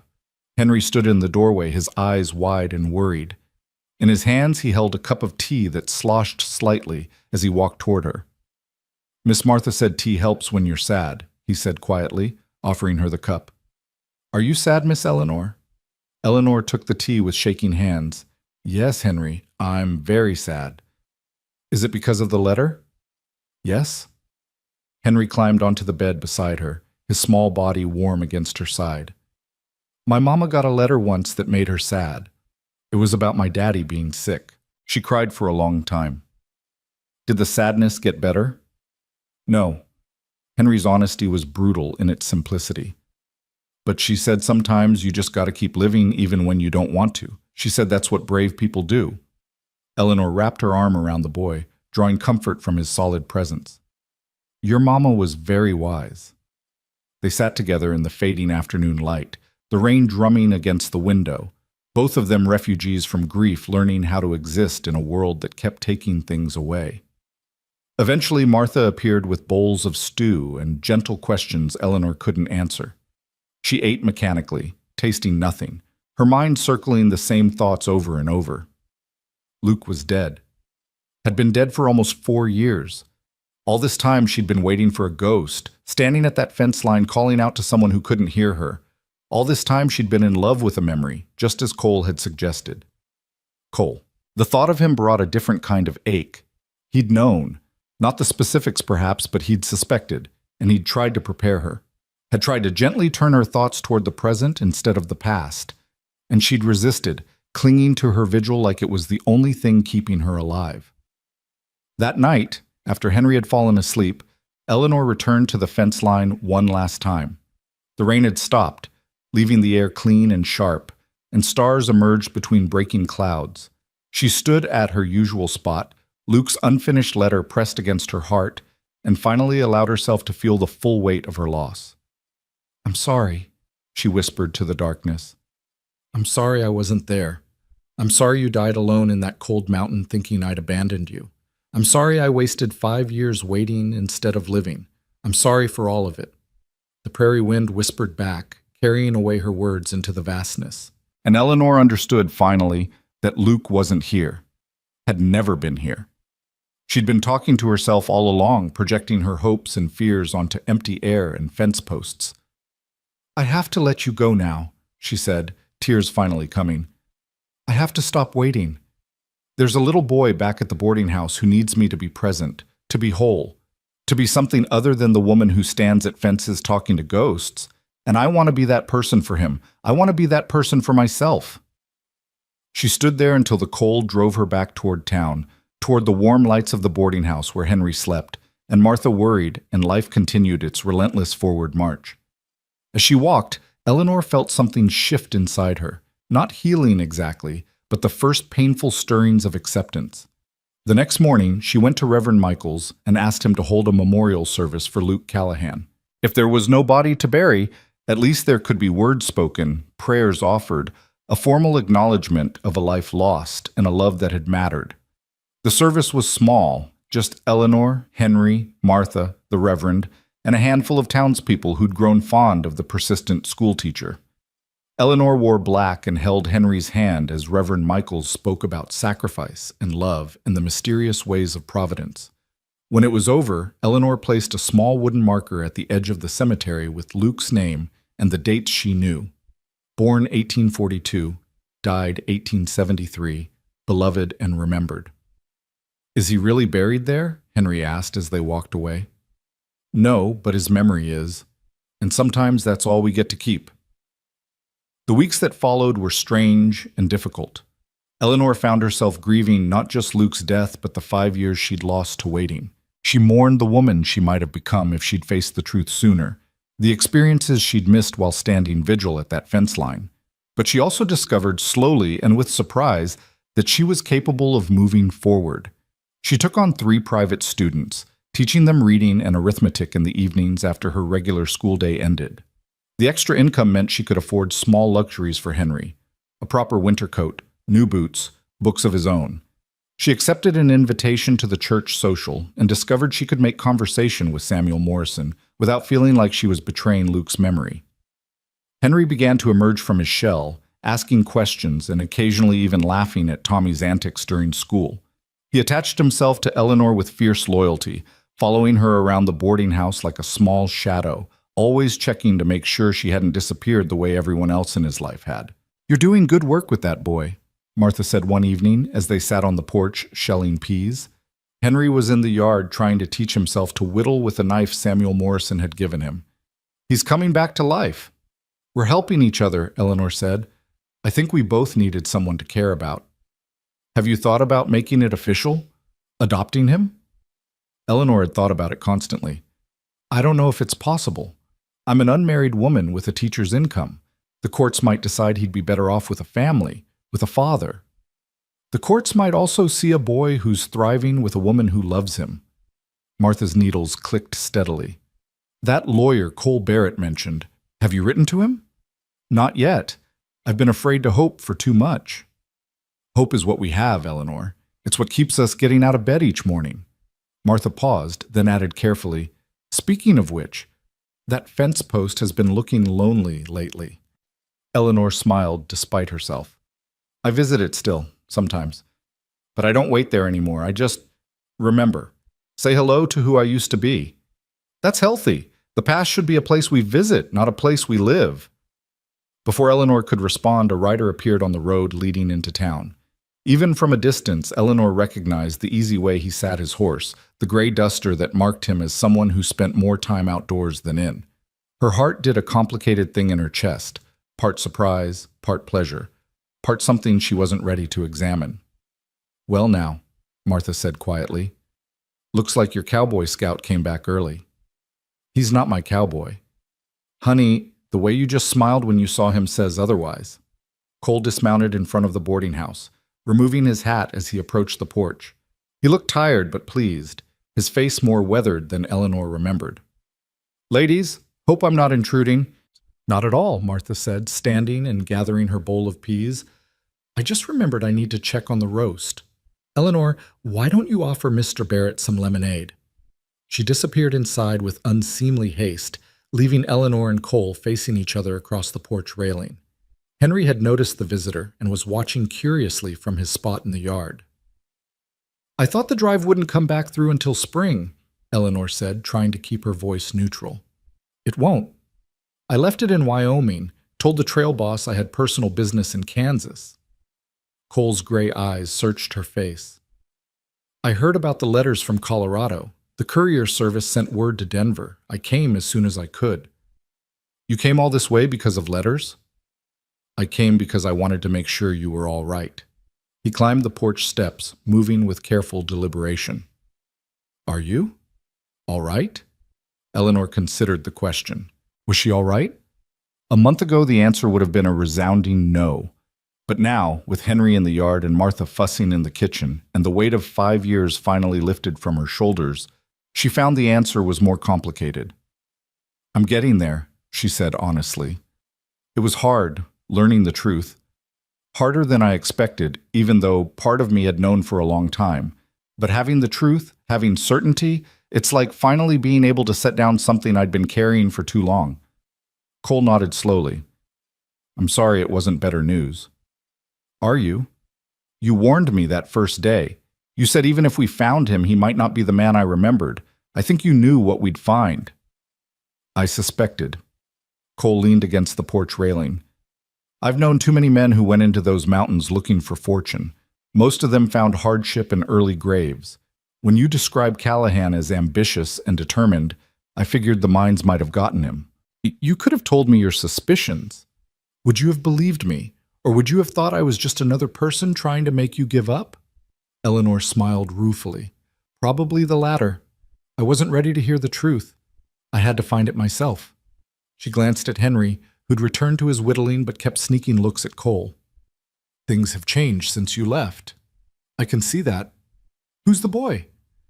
"His name is Henry. His mother died the day after you left, the woman from the cattle drive. She had pneumonia. Henry had nowhere to go, so I took him in." Eleanor heard the defensive note in her voice and tried to soften it. "It's temporary. I'm looking into finding him proper placement." "Is that what you want, for it to be temporary?" The question cut straight to the heart of Eleanor's confusion. "I don't know what I want. I never expected to be responsible for a child. But he needs stability and care, and I can provide that. At least for now." Cole was quiet for a moment, watching Henry. "He's lucky to have you. Most women wouldn't take on that kind of burden." "He's not a burden." The words came out sharper than Eleanor intended. "He's a child who's lost everything. If giving him a safe place to land is a burden, then I'll carry it gladly." "I didn't mean it like that." Cole held up his hands in apology. "I just meant you've taken on a lot. Grief and responsibility and uncertainty all at once. That takes strength." Eleanor felt her defensiveness ease. "I'm sorry. I've been on edge lately, worrying about how I'm going to make everything work. The finances, the legal aspects, keeping him safe and happy while I'm still figuring out how to be someone other than the woman who waits at fences. For what it's worth, from what I can see, you're doing fine. Better than fine." Cole smiled, the expression transforming his weathered face. "The boy looks healthy, and he's watching me like he's trying to decide if I'm a threat to you. That means he's attached, which means you're doing something right." "Miss Eleanor?" Henry had abandoned his whittling and approached the porch, his small face serious. "Is this man staying for supper?" Eleanor looked at Cole, suddenly wanting him to say yes, to stay, to be part of this strange new life she was building from the ruins of the old one. But before she could speak, Cole answered. "If Miss Eleanor and Miss Martha don't mind, I'd be honored to join you." He stepped down from the porch and extended his hand to Henry. "I'm Cole Barrett. I met Miss Eleanor a while back and wanted to check on how she was doing. You must be Henry." Henry shook his hand with the exaggerated formality of a child trying to act grown up. "I'm 7, almost 8. Miss Eleanor is teaching me letters and numbers. I can write my whole name now." "That's mighty impressive. I didn't learn to write my name until I was 9. "Really?" Henry's eyes widened. Why not? Didn't have anyone to teach me. I grew up on a ranch so far from town we only saw other people a few times a year. Learned to read from my mother, but writing came later. Do you still live on a ranch? No, I travel mostly. Work cattle drives, scout for wagon trains, take odd jobs here and there. Haven't had a permanent home in about 15 years. Henry processed this information with the seriousness he brought to everything. Don't you get lonely? The question clearly caught Cole off guard. Eleanor watched something flicker across his face, pain, recognition, carefully controlled vulnerability. Sometimes, he admitted, but I've gotten used to it. Moving suits me better than staying still.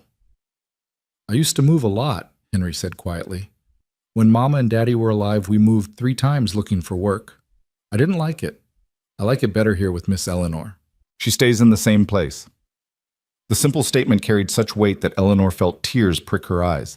She'd never asked Henry how he felt about his nomadic early life, had assumed children were simply resilient and adapted. But here was proof that stability mattered, that choosing to stay and be present was its own kind of gift. Martha appeared at the door, wiping her hands on her apron. Supper's ready, if you folks want to come in. Mr. Barrett, I hope you like pot roast because I made enough to feed an army. Ma'am, I've been eating trail food for months. Your pot roast smells like heaven itself. The meal was surprisingly comfortable. Henry sat between Eleanor and Cole, asking endless questions about cattle drives and horses, and whether Cole had ever seen any Indians. Cole answered patiently, his stories edited for a child's ears but still vivid enough to capture Henry's imagination. Eleanor found herself laughing more than she had in months, watching the interplay between the gruff scout and the serious boy. After supper, while Martha and Eleanor cleaned up and Henry practiced his letters at the kitchen table, Cole stood at the window looking out at the darkening prairie. Eleanor joined him, drying her hands on a towel. Thank you for coming back, she said quietly. You didn't have to, but I'm glad you did. I couldn't stop thinking about you after I left. Cole kept his eyes on the window. Worrying about what those letters might say, whether you'd have anyone to help you through it. The not knowing was worse than any delay in the drive schedule. Eleanor studied his profile in the lamplight. Cole, why did you really come back? And don't say it was just to check on me. You barely knew me when you left. Why go to all this trouble for a stranger? He turned to face her, his gray eyes serious and searching. Because you reminded me of someone I used to be. Someone so focused on the past that they couldn't see what was right in front of them. I wasted 10 years of my life looking for my brother, chasing ghosts across the frontier, convinced that if I could just find him, everything would make sense again. And you know what I learned? What? That some questions don't have answers. Some people stay lost. And if you're not careful, you can lose yourself in the searching. Cole's voice was rough with emotion. I saw you standing at that fence, and I saw myself 10 years ago, and I thought maybe I could help you find your way out faster than I found mine. And did you? Help me? I don't know, did I? Eleanor considered this. You gave me the truth. That's more than anyone else was willing to do. Everyone else just told me to move on, to forget, to accept. But you actually helped me search, even knowing what we'd probably find. That mattered. It mattered a lot. Good. Cole's expression softened. Because I plan to stick around for a while, if that's all right with you. Eleanor's heart skipped. Stick around? What about the cattle drive? I quit. Told the trail boss I was done wandering for a while, that I needed to see what it was like to stay in one place longer than a season. He smiled slightly. I might have also mentioned I'd met someone worth staying for. Cole, I can't. I'm not ready for... Eleanor struggled to find words for the complicated tangle of feelings in her chest. Luke's been gone less than 2 months. I'm still figuring out who I am without him, without the waiting. And I have Henry now, responsibilities I never expected. I don't have room in my life for anything else right now. I'm not asking for anything else. Cole's voice was gentle but firm. I'm just asking to stay, to be a friend if you need one, to help with Henry if you'll let me. No expectations, no pressure, just presence. Why would you do that? Because I've spent 15 years running from loneliness, and I'm tired of running. Because you're the first person in a long time who made me want to stop and see what staying might feel like. And because that boy in there needs more people in his corner, and I'd like to be one of them." Before Eleanor could respond, Henry appeared in the doorway. "Miss Eleanor, I've finished my letters. Can I show Mr. Cole?" "Of course." Eleanor watched as the boy took Cole's hand and led him back to the kitchen table, chattering about the difference between upper and lower case letters. Cole listened with genuine interest, offering encouragement and asking questions that showed he was really paying attention. Martha moved to stand beside Eleanor, both of them watching from the doorway. "That man's in love with you," Martha said matter-of-factly. "Don't be ridiculous. He barely knows me." "Some people know right away. They see what they've been looking for and they recognize it instantly." Martha dried a plate with methodical care. "Question is, what are you going to do about it?" "Nothing. I'm not ready for anything like that." "I didn't say you were, but maybe don't close the door completely. Good men who are willing to stay, they're rarer than you think." That night, Eleanor lay awake listening to Henry's soft breathing from the other bed, thinking about fence posts and letters and cowboys who came back when they didn't have to. She thought about Luke, dead 4 years in a Colorado mine shaft, and Cole, very much alive and offering friendship with no demands attached. She thought about the woman she'd been when she came to Silver Creek, heartbroken and determined and so certain that waiting was the same as loving. And she thought about the woman she was becoming, someone who could care for a grieving child, who could accept hard truths, who could maybe, eventually, open her heart again without betraying the memory of what came before. It was too soon for anything more than friendship. But friendship, Eleanor decided, was a good place to start. The next day, Cole rented a room at the boarding house and began looking for work in Silver Creek. He found it quickly. The town's blacksmith needed help, and Cole's experience with horses and metalwork made him a natural fit. Within a week, he'd settled into a routine, working at the forge during the day, taking meals at Martha's table, helping Henry with his evening chores, and sometimes sitting on the porch with Eleanor in the twilight, talking about everything and nothing. He never pushed for more than she was willing to give, never asked about Luke or her feelings or what the future might hold. He simply showed up day after day, reliable as sunrise, proving through action rather than words that he meant what he'd said about staying. Henry bloomed under the attention of having both Eleanor and Cole in his life. The nightmares that had plagued him began to fade. He started smiling more, even laughing occasionally at Cole's dry humor, and he began to call Eleanor Mama Eleanor when he thought she wasn't listening, a name that broke her heart and healed it at the same time. 2 months after Cole's return, Eleanor received another letter from Denver. This one was from the lawyer Cole had recommended, and it contained news that made her hands shake as she read. According to territorial law, an unmarried woman could petition for guardianship of an orphan child if she could prove financial stability and moral character. The lawyer had taken the liberty of gathering testimony from Reverend Michaels, Martha Henderson, and several prominent citizens of Silver Creek, all vouching for Eleanor's suitability as a guardian. If Eleanor wanted to proceed with formal adoption, the paperwork was ready to file. She sat on her bed holding the letter, overwhelmed by the enormity of the decision before her. Adopting Henry meant committing to him forever, taking full legal and financial responsibility, accepting that her life would never again be entirely her own.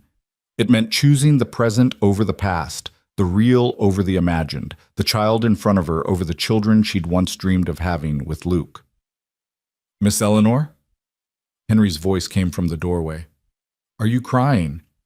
She was, she realized, tears streaming down her face, but for once they weren't tears of grief. They were tears of overwhelming gratitude, of unexpected joy, of doors closing and windows opening in ways she never could have planned. "Come here, Henry." She held out her arms and he came willingly, climbing into her lap even though he was really getting too big for it. "I need to ask you something important." "Okay." "How would you feel if you stayed with me forever? If I adopted you legally, made you my son in the eyes of the law and everyone else?" Henry pulled back to look at her face, his dark eyes searching hers. "Forever, forever? Not just until you find someone else to take me? Forever, forever. You'd be mine and I'd be yours, no matter what. Would I have to call you Mama?" "Only if you want to." Henry considered this, his face scrunched in thought. "I think I'd like that," he said finally. "I think I'd like it very much. Can Mr. Cole be part of our family too?" The question surprised her. "What do you mean?" "I mean, if you're my mama, could Mr. Cole be my papa? He teaches me stuff and helps with my chores and he makes you smile. That seems like papa things." Eleanor felt her breath catch. "Henry, Cole and I are just friends." "For now," Henry said with the uncanny perception of children. "But maybe not forever. And if he's going to stay around anyway, seems like he should be family too." From the mouths of babes, Eleanor thought, hugging him close. "Let's take it one step at a time, all right? First we make you legally mine. Then we see what else the future holds." "Okay, Mama Eleanor." Henry tested out the name, grinning. "I like how that sounds." "So do I, sweetheart. So do I." That evening, Eleanor found Cole at the forge where he was finishing up a repair job. He looked up when she entered, wiping sweat from his forehead and leaving a smudge of soot in its place. "Eleanor, everything all right?" "I'm going to adopt Henry," she said without preamble. "The lawyer sent papers. It's really going to happen." Cole's face split into a genuine smile. "That's wonderful news. Henry must be over the moon." "He is, but he also said something that made me realize I needed to talk to you." Eleanor took a deep breath. "He asked if you could be his papa, if we could all be a family together." Cole's smile faded into something more complex, hope and caution and careful restraint. "What did you tell him?" "I told him we were taking things one step at a time. But Cole, I need to know what you want, what you expect. Because if you're planning to stay in Silver Creek indefinitely, if you're planning to be part of Henry's life and mine, I need to understand what that means to you." Cole set down his tools and moved closer, his gray eyes intent on her face. "What I want is simple. I want to wake up in the same place every day. I want to eat supper with people who matter to me. I want to help raise a boy who needs a father figure. And I want to be there for you, whatever that looks like, however long it takes for you to be ready for more than friendship. And if I'm never ready, if I can only ever offer friendship, then I'll take friendship and count myself lucky." Cole's voice was steady, certain. "Eleanor, I've spent half my life chasing things that stayed out of reach. I'm done with that. Whatever you can give me, it's enough. You're enough." Eleanor felt something crack open in her chest, a door she'd thought permanently sealed, letting in the first tentative rays of something that might eventually become love. Not the desperate, all-consuming passion she'd felt for Luke, but something quieter and more sustainable. Something built on presence and patience and the daily choice to show up. "I can't make you any promises," she said softly. "I don't know what my heart is capable of right now. I'm not asking for promises. I'm just asking for possibility. For the chance to see what we might become if we're both brave enough to try." "Possibility," Eleanor repeated. "I think I can offer that." Cole's smile returned, warm and full of something Eleanor was afraid to name. "Then that's all I need." As she walked back to the boarding house in the gathering dusk, Eleanor found her feet carrying her toward the old fence post one last time. She stood there as she had hundreds of times before, but everything felt different now. The waiting was over. The searching had ended. Luke was at peace in his Colorado grave, and she was finally ready to be at peace too. "Thank you," she whispered to the memory of him. "Thank you for showing me what love could be, even if we didn't get the ending we planned. I'll carry you with me always, but I'm ready to move forward now. I hope wherever you are you'd understand. I hope you'd be happy for me." The wind whispered through the prairie grass, carrying away her words. And Eleanor turned her back on the fence post and walked toward the warm lights of the boarding house where Henry was waiting for his mother, and Cole was helping Martha set the table for supper, and life was happening in all its messy, beautiful, unexpected glory. The past would always be there, marked by a wooden cross in the cemetery and letters folded in a drawer. But the future was here now, full of possibility and second chances and the quiet courage it took to love again after loss. Eleanor Price was done waiting. She was ready to live. Winter arrived in Silver Creek with the kind of cold that made breath visible and turned the prairie into a canvas of white and gray. Eleanor stood at her classroom window watching snow fall in thick, lazy flakes, wondering if they'd need to dismiss early again. The students were restless, their attention drawn to the window every few minutes, already anticipating the sledding and snowball fights that would follow the school day. "Miss Price?" Sarah Beth Crawford raised her hand. "My pa says this is going to be the worst winter in 20 years. Is that true?" "Your father knows the weather patterns better than I do, Sarah Beth, but whether it's the worst or not, we need to be prepared. That means staying close to home when storms come through and making sure your families have adequate supplies." Eleanor turned from the window to face her students. "Now, who can tell me what supplies a family would need to survive a harsh winter? Think about what we discussed last week regarding prairie survival." The lesson continued, but Eleanor's mind kept drifting to her own winter preparations. The small room she shared with Henry at the boarding house was warm enough, but she worried about coal supplies and whether Henry's new coat would be sufficient for the truly bitter days ahead. She worried about her students who lived on isolated homesteads, about whether all of them would make it through the season healthy and whole. Most of all, she worried about the adoption papers that had been sitting on her dresser for 3 weeks, still unsigned. The lawyer had made it clear they needed to be filed before the end of the year if Eleanor wanted to avoid additional bureaucratic delays. But every time she picked up the pen to sign them, her hand trembled with the weight of what she was choosing. It wasn't that she doubted her love for Henry or her ability to care for him. It was the finality of it that paralyzed her.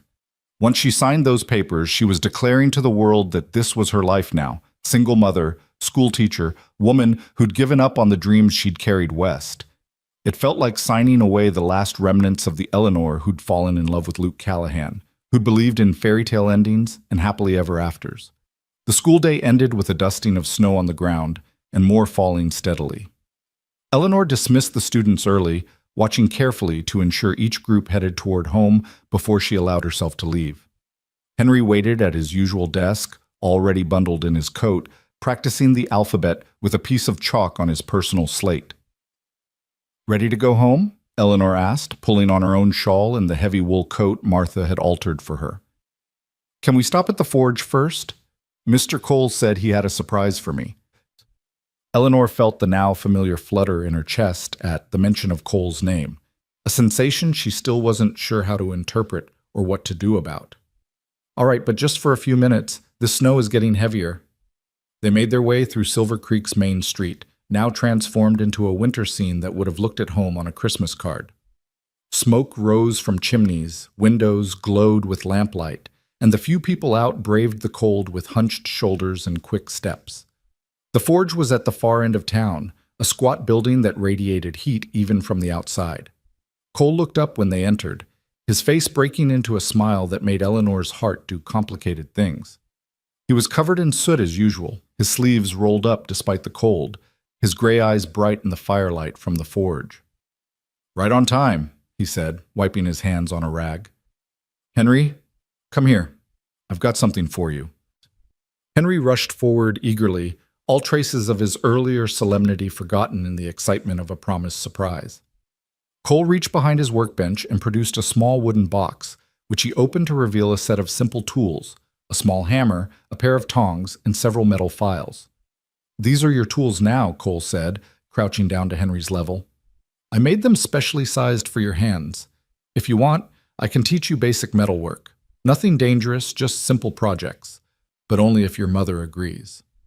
Both Henry and Cole looked at Eleanor waiting. She felt the significance of the moment, Cole asking her permission as Henry's mother, acknowledging her authority while offering to share something of himself with the boy. It was a gesture of respect and inclusion that made her throat tight with emotion. "I think that's a wonderful idea," she managed, "as long as Henry promises to follow all your safety instructions." "I promise." Henry clutched the box to his chest like treasure. "Can we start today?" "Not today. The snow's getting serious and you need to get home. But tomorrow after school, if your mother can spare you for an hour, we'll start with something simple. Deal?" "Deal." Henry extended his hand solemnly, and Cole shook it with equal gravity, sealing their agreement. As they prepared to leave, Cole caught Eleanor's arm gently.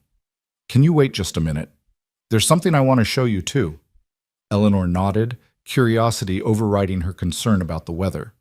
Cole led her to the back of the forge, where a large object sat covered by canvas. With a flourish, he pulled the covering away to reveal a beautiful iron bed frame, complete with an intricate scrollwork headboard.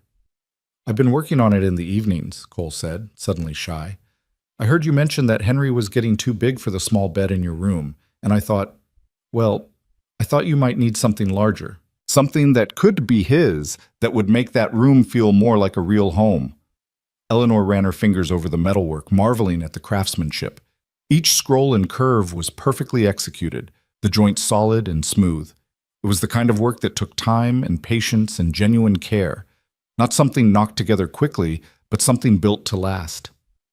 "Cole, this is beautiful, but I can't accept something like this. The cost of materials alone. I use scrap metal from the forge. Sam lets me have whatever's left over from jobs. And the time was mine to spend how I wanted." Cole's voice was firm but gentle. "Let me do this, Eleanor.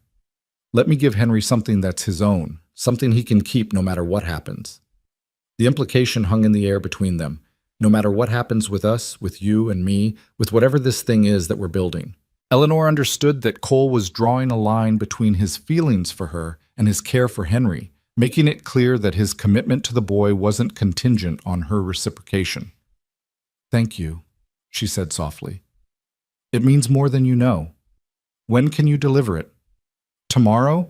I'll bring it by after I finish work. Should only take me and Sam about an hour to set it up in your room." "Mama Eleanor, can we go now?" Henry called from the front of the forge. "I'm getting hungry." "Coming, sweetheart." Eleanor touched Cole's arm briefly. "Tomorrow, then. And Cole, thank you for all of this, for being so patient with both of us." His smile was answer enough, and Eleanor left the forge feeling lighter than she had in weeks. As she and Henry walked back through the falling snow, she made a decision. Tonight, after Henry went to sleep, she would sign those adoption papers. It was time to stop hesitating, time to claim the life that was actually happening instead of mourning the one that never would. That evening, after a supper of Martha's beef stew and fresh bread, after Henry had practiced his letters and Cole had joined them for coffee, after the boarding house had settled into its evening quiet, Eleanor sat at the small desk in her room with the adoption papers spread before her. She read through them one final time, all the legal language about rights and responsibilities, about making Henry Morrison officially Henry Morrison Price. Her hand shook only slightly as she dipped her pen in ink and signed her name on the designated line, Eleanor Catherine Price, in the careful script her Boston education had drilled into her. There. It was done. She was a mother now, legally and officially. The knowledge settled over her like a warm blanket, bringing with it a sense of rightness she hadn't expected. This was meant to be. Whatever else happened in her life, however the story with Cole eventually played out, she had this. She had Henry, and that was enough. The next morning dawned clear and bitterly cold, the kind of cold that made the snow squeak underfoot and turned breath into clouds of frost. Eleanor bundled Henry and every warm thing he owned, and they made their way to school, where a note tacked to the door informed her that 3 families had kept their children home due to the weather. The remaining students arrived in clumps, stamping snow from their boots and clustering around the stove. Eleanor taught through chattering teeth, keeping lessons short and active to generate body heat. At noon, she dismissed everyone early, judging that the cold was more dangerous than missing a few hours of instruction. She and Henry hurried back to the boarding house where Martha had hot soup and bread waiting. "Letter came for you this morning," Martha said, producing an envelope from her apron pocket. "From Denver. Looks official." Eleanor's heart jumped. She'd sent the signed adoption papers to the lawyer 3 weeks ago by special courier paying extra for speed and security. This must be the response. She opened the envelope with trembling fingers, scanning the formal language until she found the important part. The adoption had been approved by the territorial court. Pending a review period of 60 days, Henry Morrison would officially become her legal son. Barring any objections or complications, the adoption would be finalized by early February. "Good news?" Martha asked, though Eleanor's face must have already told her the answer. "The best news. Henry's mine. Officially, legally mine." Eleanor felt tears sting her eyes. "Martha, I'm someone's mother." "Honey, you've been someone's mother since the day you took that boy in. The paperwork just makes it official." Martha squeezed her shoulder warmly. This calls for a celebration. I'll make a special supper tonight, roast chicken and pie. And you should tell Cole. He'll want to know. Eleanor found Cole at the forge that afternoon, working on what looked like a set of horseshoes. He glanced up when she entered, immediately setting aside his work when he saw her expression. "What's wrong?" "Nothing's wrong. Everything's right." She handed him the letter, watching as he read through it, a slow smile spreading across his face. "Eleanor, this is wonderful. Congratulations." He pulled her into a hug before seeming to remember himself and stepping back quickly. "Sorry, I'm happy for you, for both of you." "Don't apologize." Eleanor found herself missing the warmth of his arms already. "You're part of this too, Cole. You've been there for Henry from the beginning. This victory belongs to you as much as it does to me. I appreciate that, but this is your achievement. You're the one who fought for him, who provided stability when his world fell apart." Cole's eyes were warm with something Eleanor was starting to recognize as love, though neither of them had spoken the word aloud. "You're going to be an amazing mother. You already are." "I hope so. I keep worrying I'm not enough, that Henry needs a father as well as a mother, that I'm being selfish keeping him in this unconventional arrangement." "Selfish?" Cole's laugh was incredulous. "Eleanor, you've turned your entire life upside down for this child. You've taken on financial strain and social judgment and endless worry. There's nothing selfish about any of it. And as for Henry needing a father—" He paused, seeming to choose his words carefully. "He's got people who care about him. That's what matters. Family doesn't have to look a certain way to be real." Eleanor heard what he wasn't saying, that he could be that father figure if she'd let him, that he was already halfway there in his daily interactions with Henry. The thought terrified and thrilled her in equal measure. She'd come west for Luke, had spent 5 years grieving him, had only recently begun to accept his death. And now here was Cole, patient and steady, and offering everything she'd thought she'd lost. "Come to supper tonight," she said impulsively. "Martha's making a celebration dinner. It wouldn't be complete without you." "I'd be honored." Cole's smile could have melted the snow outside. "Should I bring anything?" "Just yourself. That's all we need." The celebration dinner that evening was as close to perfect as Eleanor could have imagined. Martha outdid herself with the food and even dug out a bottle of elderberry wine she'd been saving for special occasions. Henry was allowed to stay up past his bedtime, his eyes shining with excitement as Martha presented him with a small cake decorated with his initials in icing. "This is the best day ever," Henry announced, his mouth full of cake. "Even better than Christmas." "Christmas is still coming," Cole reminded him. "In fact, I was thinking we might go cut down a tree this weekend, if your mother approves." "A real Christmas tree?" Henry's eyes went wide. "We never had a real tree before. Mama said they were too expensive." Eleanor felt the familiar pang at Henry's casual mention of his birth mother, the woman who'd tried so hard to give him a good life and died before she could see him safe. "A tree sounds lovely. We could make decorations for it. I know how to make paper chains and popcorn garlands." "And I can carve a star for the top," Cole added. "If you want." What followed was a planning session that felt remarkably like a family deciding their holiday traditions together. They discussed when to cut the tree, what kind of decorations to make, whether they should attend the Christmas Eve service at Reverend Michael's church. Henry contributed his opinions with enthusiasm, and Eleanor found herself laughing more than she had in years. After dinner, while Martha and Eleanor cleaned up and Henry played with a set of dominoes Cole had given him, Martha spoke quietly. "That man's not going anywhere, you know. He's in this for the long haul." "I know." Eleanor scrubbed a pot with more force than necessary. "That's what scares me." "Why?" "You care about him. Anyone with eyes can see it." "Because caring about someone means risking losing them. I've already lost one person I loved. I don't know if I can survive losing another." Martha took the pot from her hands and set it aside, forcing Eleanor to look at her. "Honey, you can't live your life afraid of loss. Yes, you might lose Cole someday. He might get sick or injured or decide he wants something different. But you might also have 40 happy years together. You might build something beautiful that lasts the rest of your lives. You don't know what the future holds, and that's terrifying, but it's also the nature of being alive." "I thought I knew with Luke. I thought we had forever planned out. And then he died.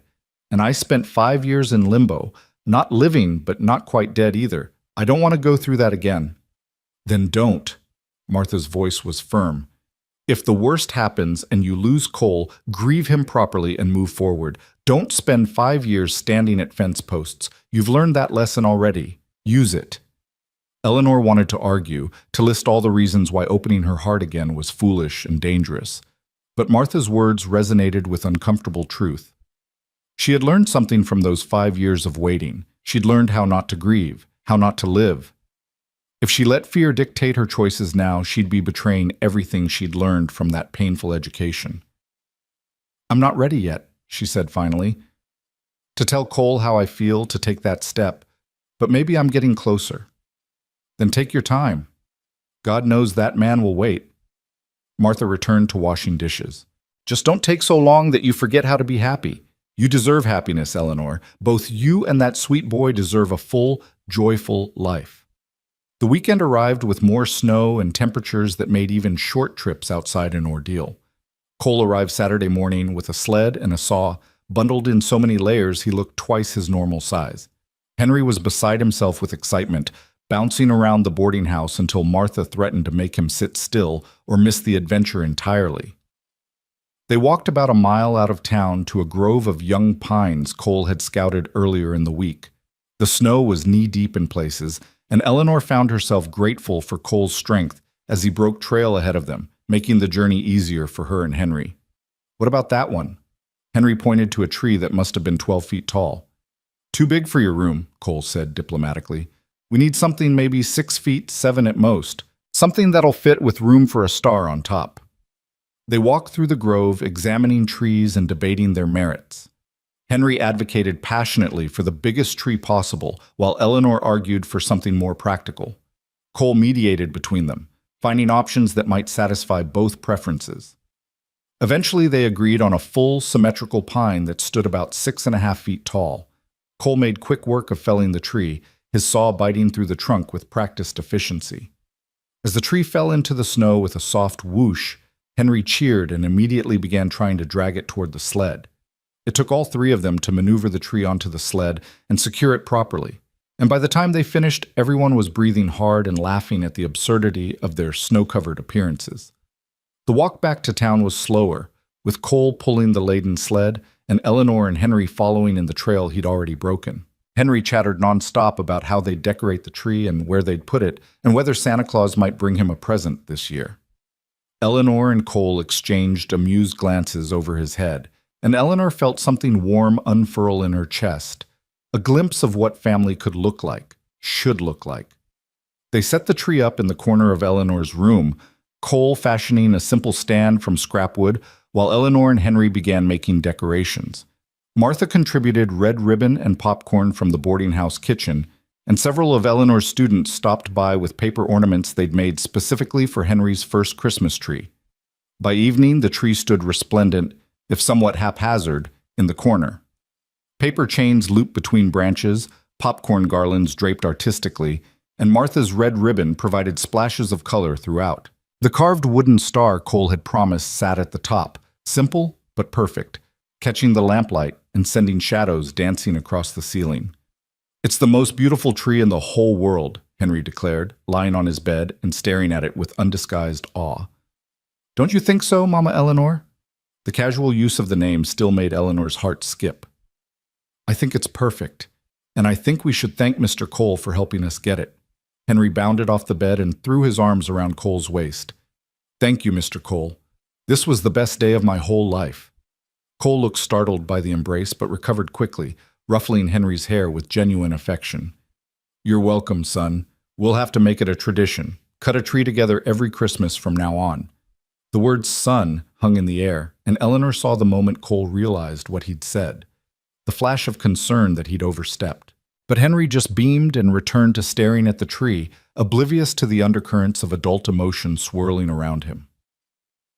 After Henry finally fell asleep, exhausted by the day's adventures, Eleanor walked Cole to the door. They stood in the hallway, speaking in whispers to avoid waking the other boarding house residents. Thank you for today, Eleanor said. You made it magical for him, for both of us, really. It was my pleasure. I can't remember the last time I enjoyed a day so much. Cole hesitated, then added, Eleanor, I know I said I wouldn't push, that I'd wait as long as it takes, but I need you to know something. What? When I called Henry's son earlier, that wasn't a slip of the tongue. That's how I think of him. That's how I think of both of you. And if there ever comes a time when you're ready for more than friendship, I'll be here. I'm not going anywhere. Eleanor's throat tightened with emotion. Cole, you don't have to say anything. I just wanted you to know where I stand, what I'm hoping for. No pressure, no timeline, just truth. He touched her cheek gently, the gesture so tender it brought tears to her eyes. Good night, Eleanor. Good night, she whispered, watching as he descended the stairs and disappeared into the cold night. She stood in the hallway for a long time after he left, her hand pressed to the cheek he'd touched, her heart full of conflicting emotions. She cared about Cole. That much was undeniable. Maybe she was even falling in love with him, though the thought still frightened her. But love required trust, required believing that happiness could last, that promises could be kept. And after Luke, after 5 years of broken dreams, that trust felt impossibly fragile. Christmas arrived with a fresh blanket of snow and a peculiar warmth in the air that Martha attributed to a temporary chinook. The boarding house came alive with activity, other residents preparing for travel or small celebrations, Martha cooking enough food to feed an army, and Henry vibrating with barely contained excitement. Eleanor had made him a new shirt from cloth she'd bought with her private tutoring money, and she'd wrapped it carefully along with a primer and a set of colored pencils. They weren't elaborate gifts, but they were given with love, and she hoped that would be enough. Christmas morning dawned clear and bright. Henry woke Eleanor before the sun was fully up, bouncing on her bed and begging her to come see if Santa had visited. Eleanor laughed and allowed herself to be dragged out of bed, wrapping a shawl around her shoulders against the morning chill. Under the tree were the gifts she'd placed there the night before, along with a small stocking Martha had contributed filled with peppermints and walnuts. But there was also a package Eleanor didn't recognize, wrapped in brown paper and tied with twine, with Henry written on it in Cole's familiar hand. Can I open them, please? Henry looked at her with pleading eyes. Of course. But let's start with the stocking. That's from Miss Martha. Henry dumped out the contents of the stocking, exclaiming over each treasure. Then he opened Eleanor's gifts, his face lighting up at the new shirt and practically glowing when he saw the colored pencils. These are for real artists, Mama Eleanor. I can draw pictures with all the colors. You certainly can. Now open Mr. Cole's gift. Henry tore into the brown paper with the enthusiasm of childhood, revealing a beautifully carved wooden box. Inside, nestled in cloth, was a small knife with Henry's initials carved into the handle, along with a piece of soft leather and instructions for basic whittling written in Cole's careful script. It's my very own whittling knife. Henry's voice was reverent, just like Mr. Cole's. Can we go show him? Can we go right now?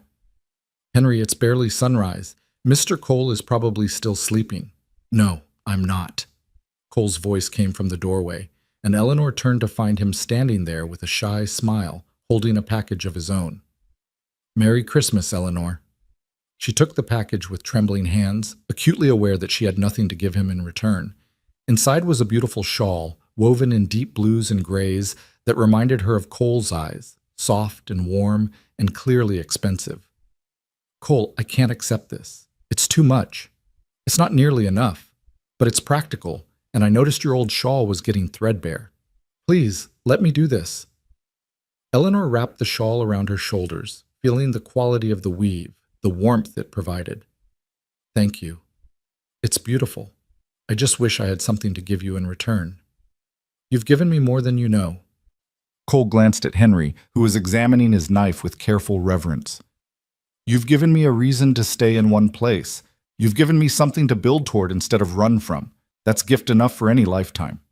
Before Eleanor could respond, Henry launched himself at Cole, demanding to know when they could start whittling lessons. Cole laughed and promised they'd begin that very afternoon, after Christmas dinner and church services.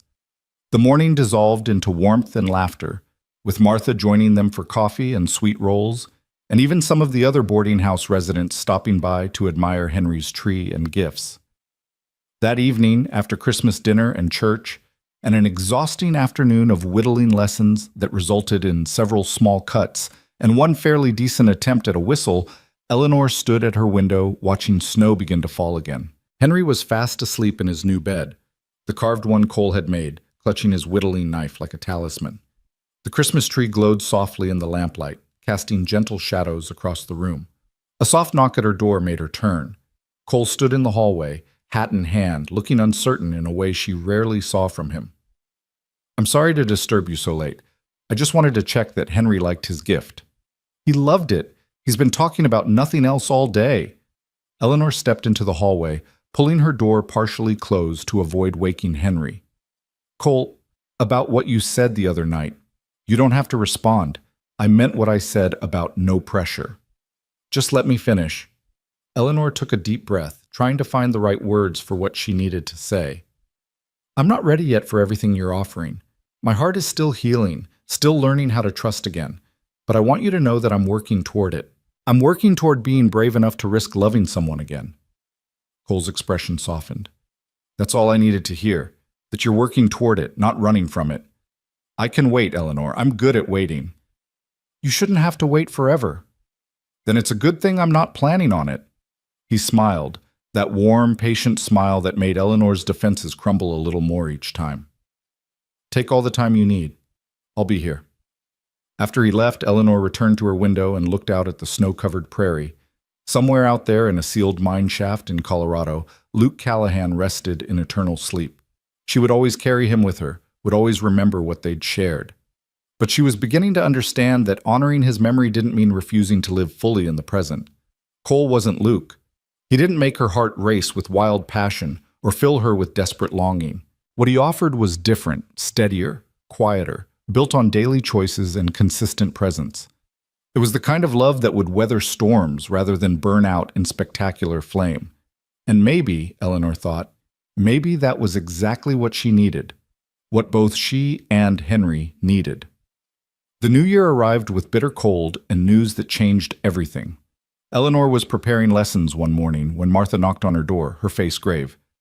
"Eleanor, honey, you need to come downstairs. There's a man here asking questions about Henry. Says he's a relative."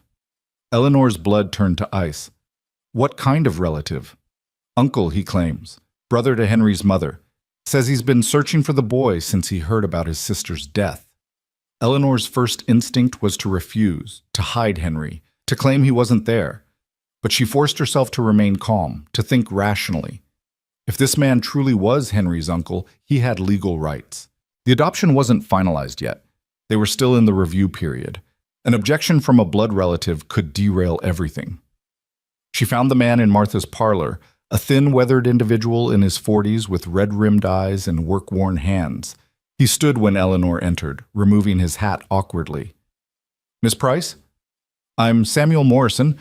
I believe you've been caring for my nephew, Thomas Henry Morrison." Eleanor's mind raced. "How did you find us?"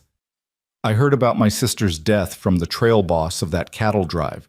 Ran into him up in Wyoming. Took me this long to track down where they'd left the boy.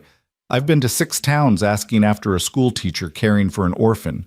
Morrison twisted his hat in his hands. "I need to see him, ma'am. He's my blood, my sister's boy. I need to see he's all right. He's at school right now. Mr. Morrison, I need to be honest with you. I'm in the process of adopting Henry legally. The papers have been filed with the territorial court." Morrison's face paled. "Adopting him? But ma'am, he's got family. He's got me. I know I'm not much. I work a small ranch up north, barely scraping by, but he's my nephew. My sister would have wanted him with family." Eleanor felt her carefully constructed world beginning to crack. Your sister had months to reach out to family for help. She told the Cowboys there was no one, that Henry had nowhere to go. If you cared so much, why didn't you help her when she needed it? "I didn't know she needed it." Morrison's voice rose with frustration and guilt. "My sister and we had a falling out years ago over her choice of husband. I told her that man would bring her nothing but trouble, and I was right, but that didn't mean I stopped caring. When I heard she'd died, that my nephew was orphaned," his voice broke. "I've got to make this right, Miss Price. I've got to do right by her boy." Before Eleanor could respond, The front door burst open and Henry rushed in, having been dismissed early from school due to the cold. He stopped short when he saw the stranger in the parlor, immediately moving to hide behind Eleanor's skirts. "Henry," Eleanor said gently, "this man says he's your uncle, your mother's brother. Do you remember him?" Henry peered around her skirts, studying Morrison with wary eyes. "Mama talked about Uncle Samuel sometimes. She said you were stubborn and wouldn't help when Daddy got sick." Morrison flinched as if struck. "Is that what she told you? Son, I didn't know your daddy was sick. Your mama and I hadn't spoken in 3 years. If I'd known—" He knelt down, bringing himself to Henry's level. "I would have helped. I would have been there. I'm sorry I wasn't." "I don't know you," Henry said, pressing closer to Eleanor. "I want to stay with Mama Eleanor." The use of the name Mama wasn't lost on Morrison. His expression hardened slightly, and Eleanor saw the determination settling into his features. "Miss Price, I appreciate everything you've done for my nephew, truly, but he belongs with family. I'll be filing an objection to your adoption and petitioning for custody myself." "You can't do that!" Eleanor's voice shook with fury and fear. "Henry is settled here. He's happy. He's thriving. You can't just show up and tear him away from everything he knows." "I can, and I will. He's my blood, and the law favors blood relatives." Morrison stood, replacing his hat. "I'll be staying in town until this is resolved. I'd like to spend some time with Henry, get to know him again. I'm hoping we can work this out reasonably, Miss Price. I don't want to drag this through the courts any more than you do." After Morrison left, Eleanor held Henry while he cried, her own tears falling silently into his hair. Everything she'd worked for, everything she'd built, was suddenly in jeopardy. And the worst part was that Morrison might actually have a valid claim. The courts did favor blood relatives, especially male relatives, who could provide a traditional family structure. That evening, Cole found Eleanor sitting alone on the boarding house porch, wrapped in the shawl he'd given her for Christmas, staring at nothing. He sat beside her without speaking, waiting for her to be ready to talk. "He's going to take Henry away from me," she said finally, her voice hollow. "That man, Morrison, he has legal standing as a blood relative. The adoption isn't final. He can object and probably win. Not if we fight it. Not if we show the court that Henry is better off with you." "How?" "I'm an unmarried woman with a teacher's salary. Morrison is family, a man with his own ranch. On paper, he looks like the better choice." Cole was quiet for a long moment. Then he said carefully, "There might be a way to strengthen your case." "What way?" "Marry me." Eleanor's head snapped toward him. "What?" "Marry me," Cole repeated, his voice steady but his eyes revealing his nervousness. "If you're a married woman with a husband who can provide additional income and stability, your case becomes much stronger, a 2-parent household versus a bachelor uncle who barely knows the boy. The courts would favor you." "Cole, I can't ask you to marry me just to help me keep Henry. That's not fair to you." "You're not asking. I'm offering." He took her cold hands in his warm ones. "Eleanor, I love you. I've loved you since that first day at the fence when you were so fierce and heartbroken and determined. I was going to wait, give you more time, but circumstances have changed. And I'm not proposing just to help you keep Henry, though that's reason enough. I'm proposing because I want to spend my life with you, because I want to help you raise that boy, because I'm tired of pretending I don't want to wake up next to you every morning for the rest of my days." Eleanor stared at him, her mind reeling. "Cole, this is too fast. We've only known each other a few months. And in those few months, I've learned more about you than some married couples learn in years. I know you take your coffee with too much sugar and you hum when you're concentrating on lessons. I know you worry about every student like they're your own children, and you never let yourself buy anything frivolous because you're always saving for emergencies. I know you're still healing from losing Luke, and you're terrified of opening your heart again. I know all of it, and I love you anyway. I love you because of it." Tears streamed down Eleanor's face. "But what if I can't love you back the way you deserve? What if all I can ever give you is gratitude and friendship?" "Then I'll take it." Cole's voice was fierce. "Eleanor, I'd rather have a life with you where you're still learning to love me than a life without you at all. And maybe, eventually, gratitude and friendship will grow into something more. Or maybe they won't. But at least we'll have built something together. At least Henry will be safe. Eleanor thought about the fence post where she'd spent 5 years waiting. She thought about Luke, dead in his Colorado mine, and the promises they'd never gotten to keep. She thought about Henry, sleeping upstairs, vulnerable to being taken away by a man he didn't know. And she thought about Cole, patient and steady, and offering her everything without demanding anything in return. "Yes," she heard herself say. "Yes, I'll marry you." Cole's expression transformed, joy and relief and love all mixing together. He pulled her into his arms, and for the first time since receiving the news about Luke's death, Eleanor let herself be held, let herself lean on someone else's strength, let herself believe that maybe, just maybe, she could be happy again. "We'll need to move quickly," Cole said, his voice muffled against her hair. "File the marriage certificate with the court before Morrison can file his objection. Show them you're in a stable marriage with means to provide for Henry." "Cole?" Eleanor pulled back to look at him. "I need you to understand something. I'm saying yes because I need to protect Henry, yes. But I'm also saying yes because I want to. Because you make me feel safe and seen and valued. I'm not in love with you yet, not the way you deserve, but I could be. I think I'm already on my way there. Is that enough?" "It's more than enough." Cole kissed her forehead gently. "It's everything." They were married 3 days later in Reverend Michaels's church, with Martha and Samuel Morrison the blacksmith as witnesses, and Henry standing between them holding both their hands. Morrison had protested the rushed marriage, claiming it was a transparent attempt to circumvent his custody claim, but the Reverend had refused to delay, seeing two people who'd found each other and a child who desperately needed the stability they could provide together. Eleanor wore her best dress, simple blue calico, and carried wildflowers Martha had somehow found despite the winter season. Cole wore a new shirt and looked terrified and hopeful in equal measure. Henry, pressed into service as a kind of informal ring-bearer, took his duties with utmost seriousness. "Do you, Eleanor Catherine Price, take this man to be your lawfully wedded husband, to have and to hold from this day forward, for better, for worse, for richer, for poorer, in sickness and in health, until death do you part?" Eleanor looked at Cole, at his steady gray eyes and patient smile, and thought about the long journey that had brought her to this moment. From Boston to Kansas, from waiting at fences to standing at altars, from loving a ghost to choosing a man who was vibrantly, wonderfully alive. "I do," she said clearly. "And do you, Cole Henry Barrett, take this woman to be your lawfully wedded wife with all the same promises and commitments?" "I do," Cole said, his voice rough with emotion.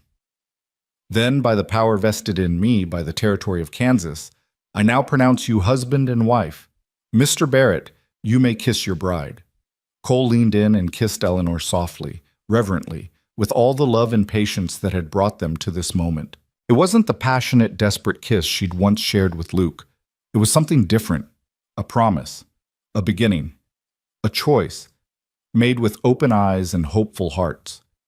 When they pulled apart, Henry cheered and threw his arms around both of them, and Eleanor felt something settle into place in her chest. This was her family now, unconventional, hastily assembled, born from loss and necessity and unexpected grace, but family nonetheless. As they left the church, Eleanor glanced back one last time at the woman she'd been, the one who'd stood at fence posts waiting for ghosts.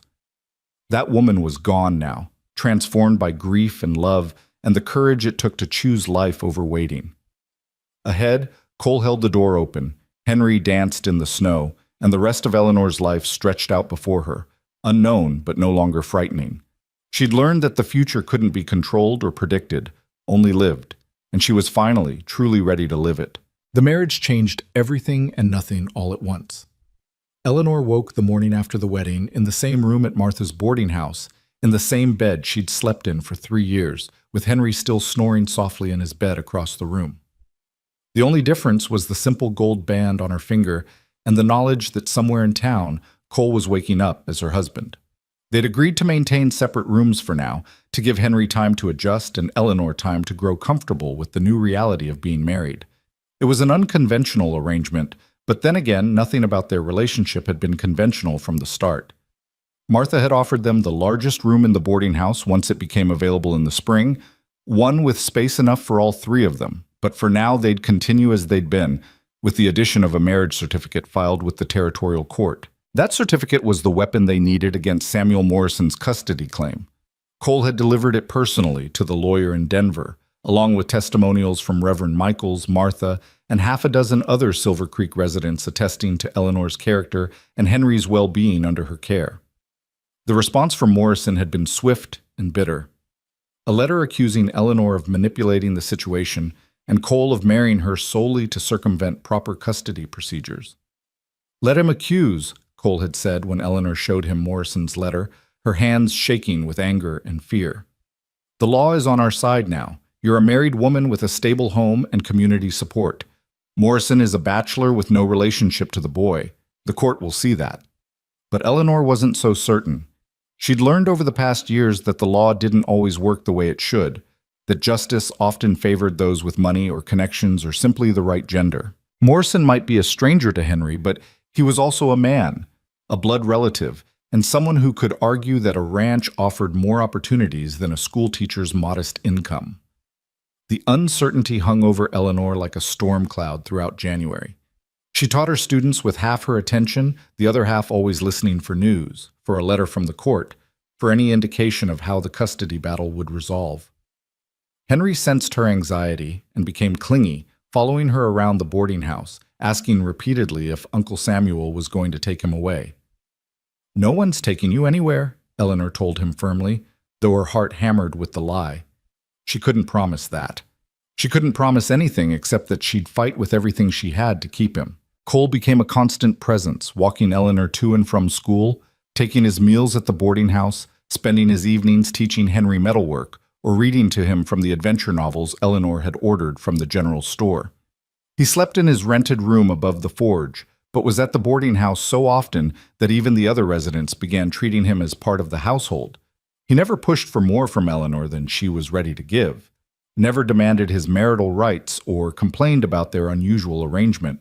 He simply showed up, day after day, solid and dependable as the prairie itself. "You're being very patient," Eleanor said to him one evening. They were sitting on the boarding house porch despite the cold, watching the sun set in shades of pink and gold. Henry was inside with Martha, learning to knit of all things, his small fingers fumbling with needles and yarn. "I married you knowing the circumstances," Cole replied. "I'm not going to suddenly change the terms because I'd like things to move faster. You needed a husband to keep Henry. I wanted to be that husband. We both got what we needed from this arrangement. But what about what you want? What you deserve?" Cole turned to look at her, his gray eyes serious in the fading light. "What I want is to build a life with you and Henry. That takes time. Marriages aren't made in a day or a week or even a month. They're built over years through shared experiences and challenges overcome together. We're building ours now, Eleanor. Every day we're building it." "I wish I could love you the way you love me," Eleanor said quietly. "I wish I could give you what you've given me, that certainty, that wholehearted commitment. You gave me your trust when you agreed to marry me. That's not nothing." Cole reached over and took her hand, his calloused fingers warm against her cold ones. "Love grows, Eleanor. It's not always a lightning strike. Sometimes it's more like a seed planted in good soil, needing time and care to put down roots." Eleanor squeezed his hand, grateful beyond words for his patience. She knew she cared for him. That much was undeniable. She looked forward to his company, felt safer when he was near, appreciated his kindness to Henry and his steady support. But was that love? Or was it simply gratitude and comfort? She didn't know, and the not knowing made her feel guilty, as if she were cheating Cole out of what he deserved. The letter from the territorial court arrived on a gray morning in mid-February. Eleanor was preparing breakfast when Martha brought it to her, the official seal immediately recognizable. Her hands shook so badly she could barely open the envelope. Cole appeared at her elbow, having sensed something was wrong. "What does it say?" Eleanor scanned the formal language, her heart pounding. Then she read it again, slowly, making sure she understood correctly. "The court has reviewed Morrison's objection and our response. They're scheduling a hearing for next month to determine permanent custody. Both parties are required to appear before Judge Harrison in Denver." That's not a denial, Cole said carefully. It's a chance to present our case. It's also not an approval. It means they're taking his claims seriously. Eleanor felt panic rising in her throat. Cole, what if we lose? What if the judge decides blood relation matters more than Henry's actual well-being? Then we make sure the judge understands exactly how well Henry's doing with us. We bring witnesses, documentation, whatever it takes. Cole's voice was calm but determined. Eleanor, we knew this wasn't going to be easy. Morrison had the right to file an objection, but we have the stronger case. We just need to prove it. The next 3 weeks were a blur of preparation. Cole hired the lawyer he'd recommended months ago, a sharp-eyed man named William Carson, who specialized in family law. Carson came to Silver Creek to interview Eleanor, Cole, and Henry, taking copious notes and asking questions that made Eleanor uncomfortable with their directness. Mrs. Barrett, I need to ask you something personal, Carson said during one interview. His spectacles caught the lamplight as he leaned forward. Your marriage to Mr. Barrett was quite sudden, occurring just days before the custody hearing was announced. How do you respond to accusations that this was a marriage of convenience designed solely to strengthen your custody claim? Eleanor felt her cheeks flush. The timing was influenced by Mr. Morrison's appearance, yes, but the feelings behind the marriage were genuine. Cole has been part of Henry's life since the day Henry's mother died. He's been a father to him in all the ways that matter. And your relationship with Mr. Barrett? Is it a true marriage? Eleanor understood what he was really asking. Whether she and Cole shared a bed, whether their marriage was legitimate in the eyes of the law beyond just the certificate. Our marriage is real, Mr. Carson. We're building our life together, getting to know each other as spouses. The physical aspects of marriage take time to develop, particularly given the unusual circumstances of our meeting and the pressure we've been under. Carson made notes, his expression neutral. I ask because Morrison's lawyer will certainly ask. They'll argue that your marriage is a sham, that you're using Mr. Barrett to manipulate the court. We need to be prepared to counter that argument. How? Cole asked, speaking up for the first time. He'd been sitting quietly in the corner, letting Eleanor answer most of the questions. Testimony from witnesses who've observed your relationship, documentation of your living arrangements and plans for the future. And frankly, it would help if you were living together as husband and wife, in fact, not just in name. Separate rooms at a boarding house doesn't look good, regardless of your reasons. Eleanor and Cole exchanged glances. They'd known this was coming, had discussed it late at night when Henry was asleep and Martha had given them privacy in the parlor. The practical reality was that married couples lived together, shared their lives fully. Maintaining separate rooms made their marriage look suspicious, exactly the kind of arrangement Morrison's lawyer would attack. We're planning to move into a house in the spring, Cole said. I've been looking at properties we can afford. Spring might be too late, Carson said bluntly. The hearing is in 3 weeks. If you want to present a strong case, you need to be living as a proper family now. After Carson left, Eleanor and Cole sat in heavy silence. Martha had taken Henry to the general store for candy, giving them time to discuss the lawyer's advice privately. We don't have to do this, Cole said finally. If you're not comfortable, we'll find another way to strengthen the case. What other way? Carson is right. Separate rooms makes our marriage look like a convenient fiction. And maybe it is, in some ways, but it doesn't have to be. Eleanor twisted her wedding ring, feeling its unfamiliar weight. We're married, Cole. Maybe it's time we started acting like it. Eleanor, I don't want you to do anything you're not ready for. I can wait. I know you can. You've proven that. But I'm tired of waiting, tired of letting fear control my choices. Eleanor stood and moved to the window, looking out at Silver Creek's main street. I've spent so many years waiting, waiting for Luke, waiting for answers, waiting to feel ready for life to start again. When does the waiting end? When do I just choose to live? Cole came to stand behind her, close but not touching. Living isn't the same as forcing yourself into something you're not ready for. Maybe I'll never feel completely ready. Maybe readiness is something you create through action, not something that arrives fully formed. Eleanor turned to face him. Move into the boarding house with me. Into our room. With Henry. Be my husband in every sense of the word. Help me be brave enough to build this life we've committed to. Cole searched her face, looking for doubt or hesitation. Are you sure? No, Eleanor admitted. But I'm choosing it anyway. That has to count for something. What followed was a flurry of activity that left Martha both pleased and exasperated. Cole moved his few belongings from the room above the forge into Eleanor's space at the boarding house. They rearranged furniture, creating a sleeping area for Henry that gave him some privacy while allowing Eleanor and Cole to share the large bed Cole had built months ago. It was awkward and strange and terrifying, but it was also oddly right, as if this was what should have happened all along, and they'd simply taken the long way around to get there. The first night, Eleanor lay rigid on her side of the bed, hyper-aware of Cole's presence beside her. He'd been scrupulously respectful, changing in the corner while she used a screen Martha had provided, settling on top of the covers rather than under them, maintaining careful distance between them. You can breathe, you know, Cole said after a long silence, his voice tinged with amusement. I'm not going to attack you in your sleep.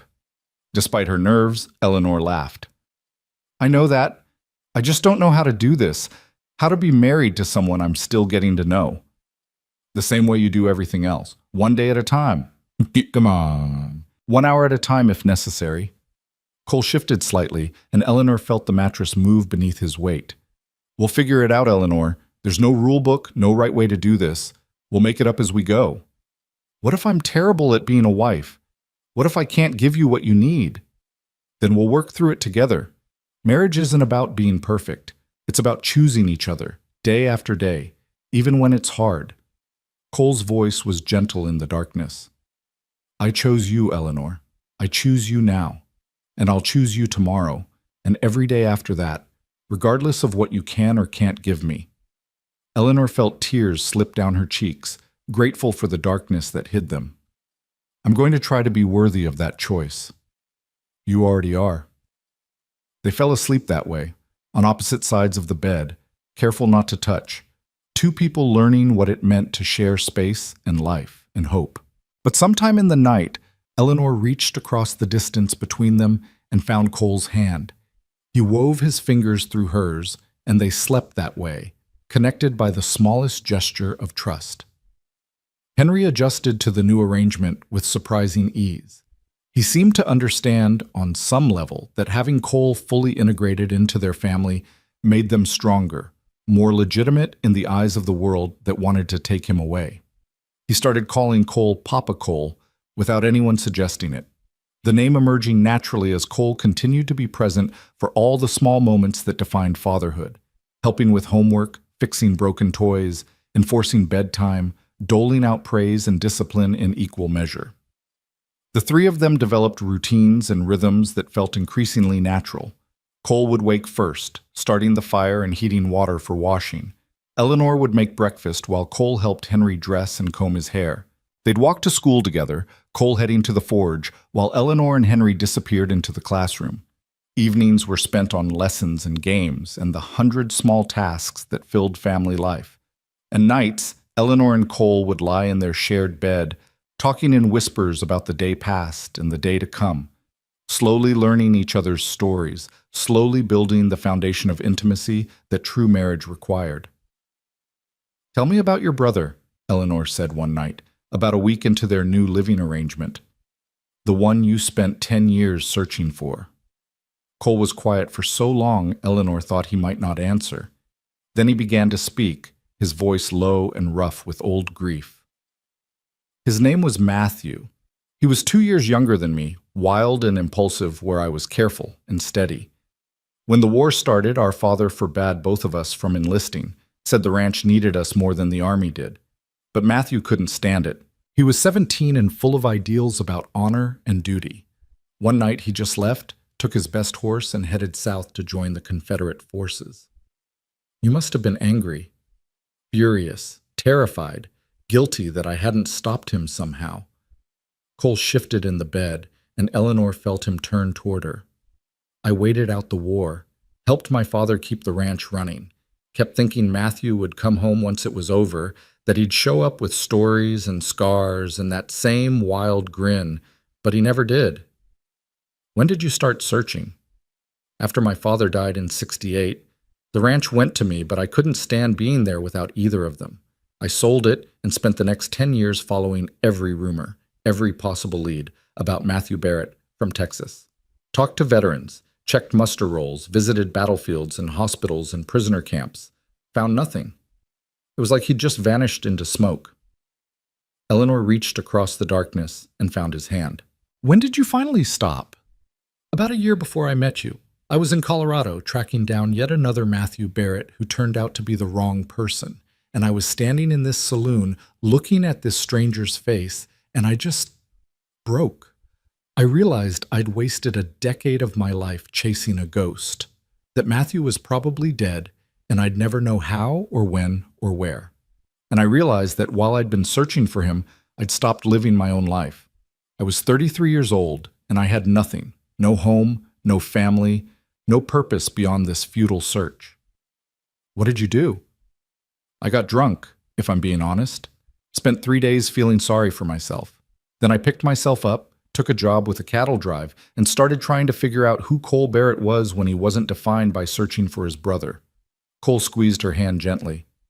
That's why I understood what you were going through when I met you. I saw myself in you, that desperate need to find answers, that conviction that if you just looked hard enough or waited long enough, everything would make sense. I wanted to save you from wasting as many years as I did. You did save me, Eleanor said softly. Not from the waiting. I had to come to that realization myself. But you showed me what it looked like to stop, to choose life over searching. You gave me a blueprint for moving forward. And you gave me a reason to stay still, to put down roots instead of just drifting. Cole brought her hand to his lips, kissing her knuckles gently. Whatever happens at this hearing, whatever the judge decides, you've already given me more than I dreamed of having. A family, a home, a purpose beyond just surviving. Eleanor felt something shift in her chest, a door opening wider, a wall crumbling a bit more.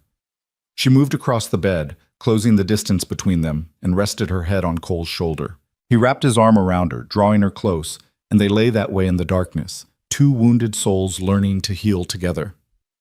The day of the custody hearing arrived with unseasonable warmth, the February cold briefly interrupted by Chinook winds that made the snow melt in great rushing streams through Silver Creek streets. Eleanor dressed in her best dress, dark blue with white collar and cuffs, her hair pinned in a neat bun. Cole wore the only suit he owned, brushed clean and pressed by Martha's careful hands. Henry wore his Christmas shirt and new trousers, his hair slicked down with water, his face solemn with the understanding that today was important. They traveled to Denver by train, the journey taking most of the morning. Martha had come along as a witness, as had Reverend Michaels and Sarah Beth Crawford's father, who served as the informal postmaster. They made a small but determined group, united in their conviction that Henry belonged with Eleanor and Cole. The courthouse was an imposing building of red brick and white stone, its halls echoing with the sounds of justice being dispensed in a dozen different rooms. They found the correct courtroom and settled on hard wooden benches to wait. Eleanor's hand gripped tightly in Cole's. Henry pressed against her other side. Samuel Morrison arrived with his own lawyer, a severe woman in black who looked like she'd never smiled in her life. Morrison himself looked nervous and defiant in equal measure, his eyes seeking out Henry with uncomfortable intensity. Henry shrank closer to Eleanor, and she wrapped her arm around him protectively. All rise for the Honorable Judge Thomas Harrison, the bailiff announced, and everyone stood as the judge entered. A man of perhaps 60, with white hair and piercing blue eyes that seemed to miss nothing. The hearing began with Morrison's lawyer presenting his case. She was eloquent and persuasive, painting Morrison as a devoted uncle who'd been searching desperately for his nephew, who'd been denied his rightful place in the boy's life by a stranger who'd taken advantage of tragic circumstances. She questioned Morrison's dedication to family, his ownership of a productive ranch, his blood connection to Henry through his deceased sister. Mr. Morrison is prepared to provide young Thomas with a stable home, meaningful work, and the structure that only a male guardian can provide, the lawyer argued. He represents continuity with the boy's past, connection to his mother's memory, and the kind of masculine influence that a child needs to grow into a proper man. Eleanor felt her stomach twist with anxiety. The lawyer was good. her arguments hitting all the traditional notes about family and gender roles and blood connections. She made Eleanor sound like an interloper, someone who'd swooped in to claim a child that didn't belong to her. Then it was their turn. William Carson stood and methodically dismantled Morrison's case. He called Martha Henderson first, who testified about finding Henry's mother dying, about Eleanor's immediate care for the boy, about the transformation she'd witnessed as Henry went from traumatized orphan to thriving child under Eleanor's guardianship. Mrs. Barrett didn't take advantage of anything, Martha said firmly. She stepped up when no one else would. That boy was alone in the world, and she gave him a home and a mother's love. That counts for something, regardless of blood. Reverend Michaels testified next, speaking eloquently about Eleanor's character, her dedication to her students, her integration into the Silver Creek community. Then came a surprise witness, Dr. Pritchard, who'd treated Henry's mother before she died. The deceased made no mention of any family, Dr. Pritchard testified. I specifically asked if there was anyone we should contact, anyone who could take responsibility for the boy. She said there was no one, that they were alone in the world.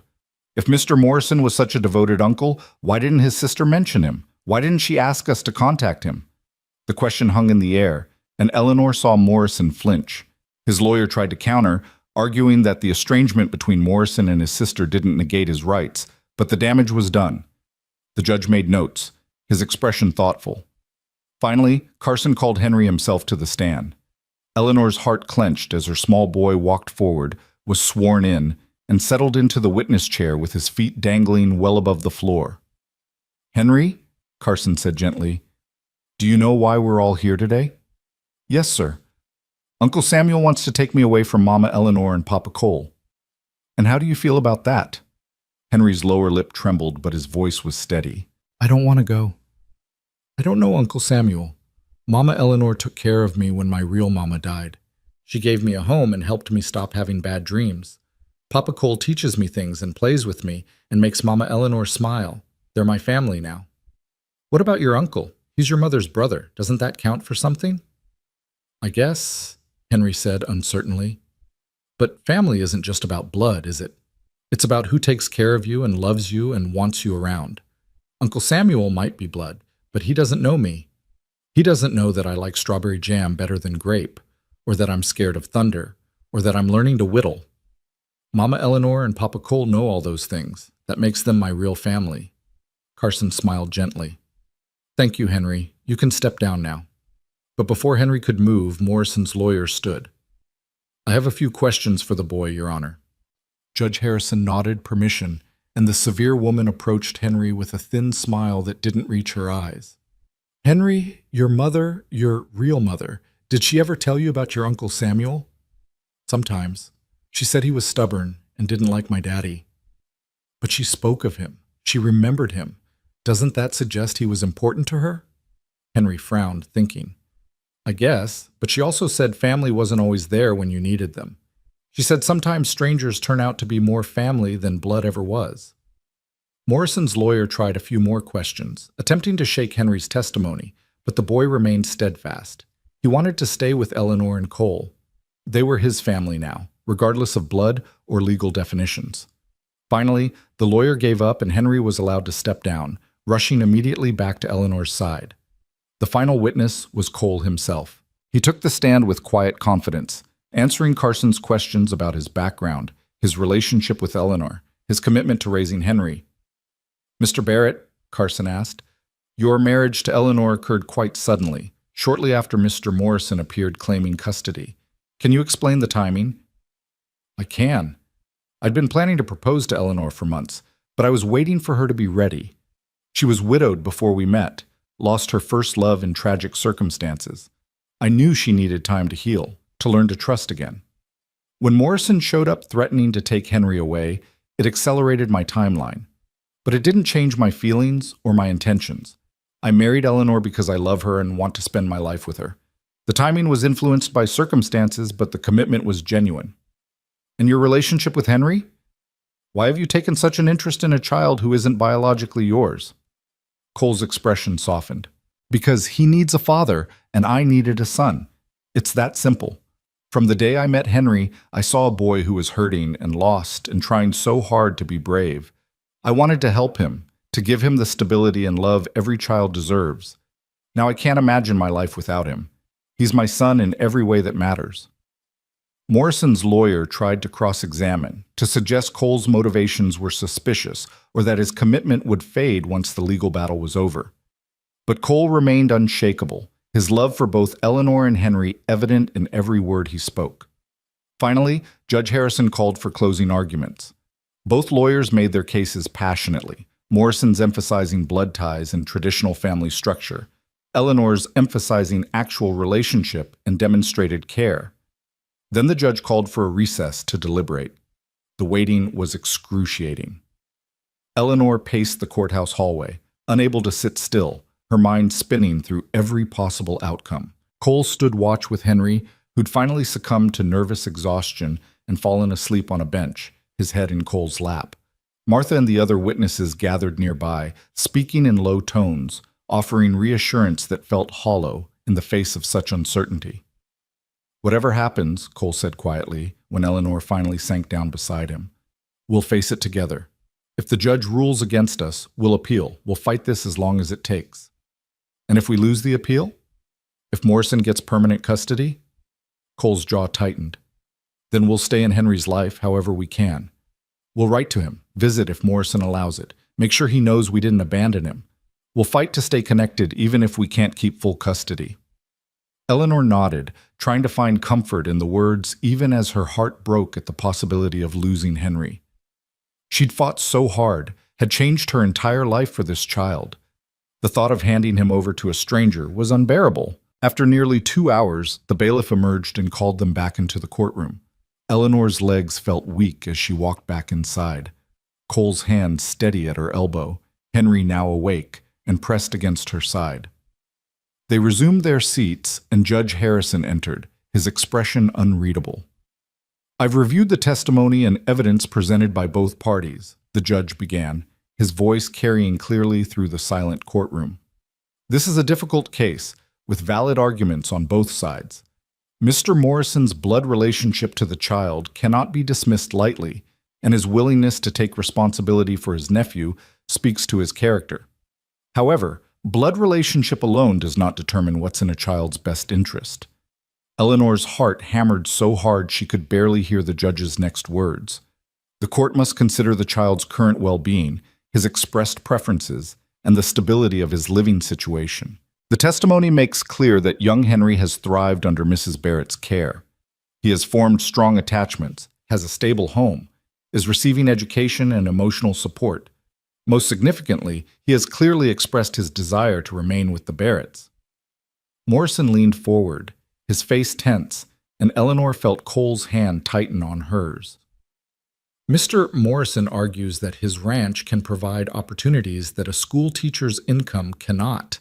However, the court finds that emotional security and existing relationships outweigh potential economic advantages. Furthermore, Mr. Morrison's estrangement from his sister, his absence during her time of need, and his delayed interest in his nephew all weigh against his claim." Judge Harrison paused, looking directly at Henry. "Young man, you spoke eloquently today about what family means. You're right that family is about more than blood. It's about care and commitment and love. The court agrees." Eleanor felt tears spilling down her cheeks as the judge continued. "Therefore, it is the judgment of this court that custody of Thomas Henry Morrison be permanently granted to Eleanor Catherine Barrett and Cole Henry Barrett. The adoption petition is approved in full. Mr. Morrison's objection is denied. Furthermore, given the strength of the child's expressed opposition to contact with Mr. Morrison, the court declines to order any mandatory visitation. If Henry wishes to maintain a relationship with his uncle as he grows older, that will be his choice to make."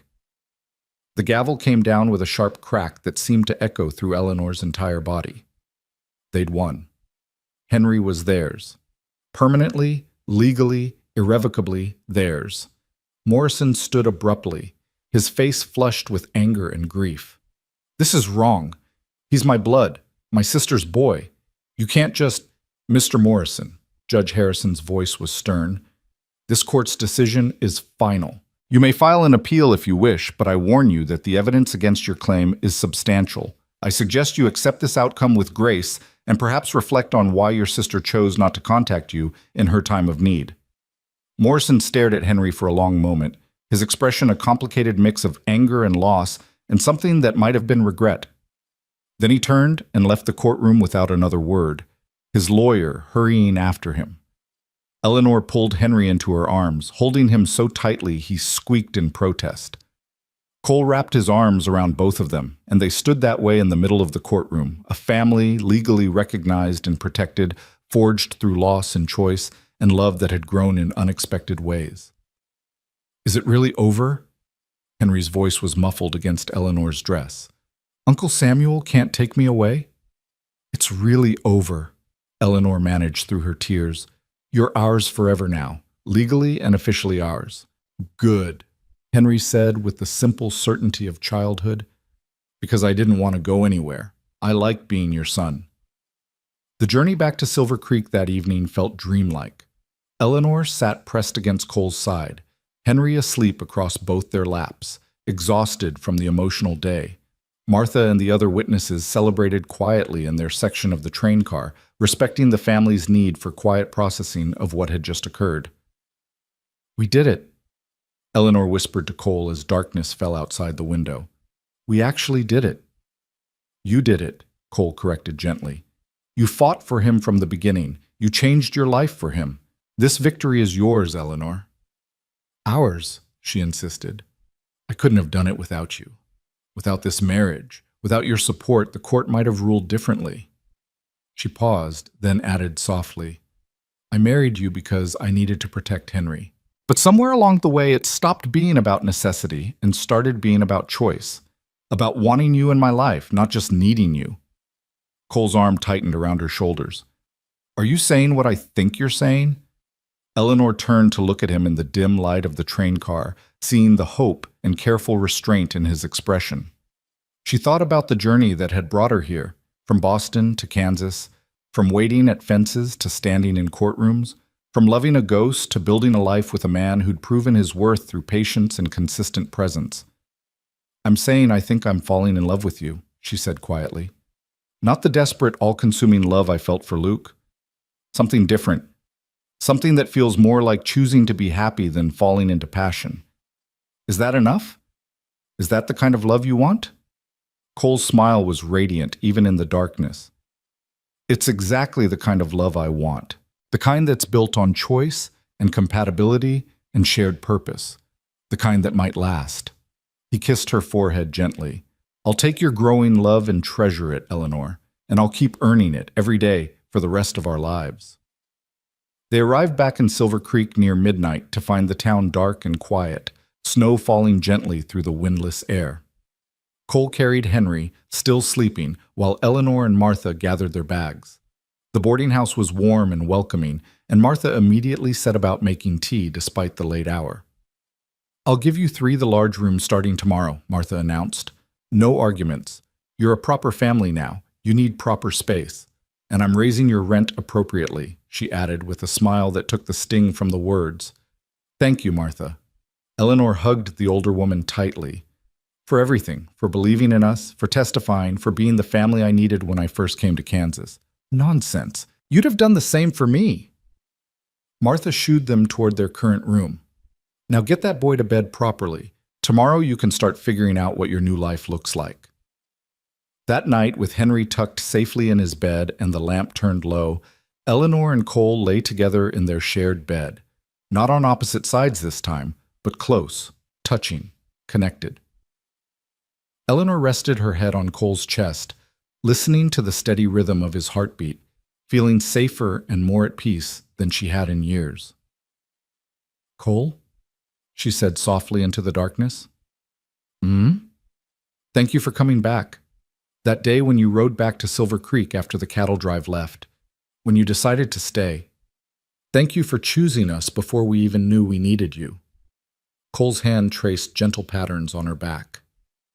"I think maybe we all needed each other. You needed someone to help you stop waiting.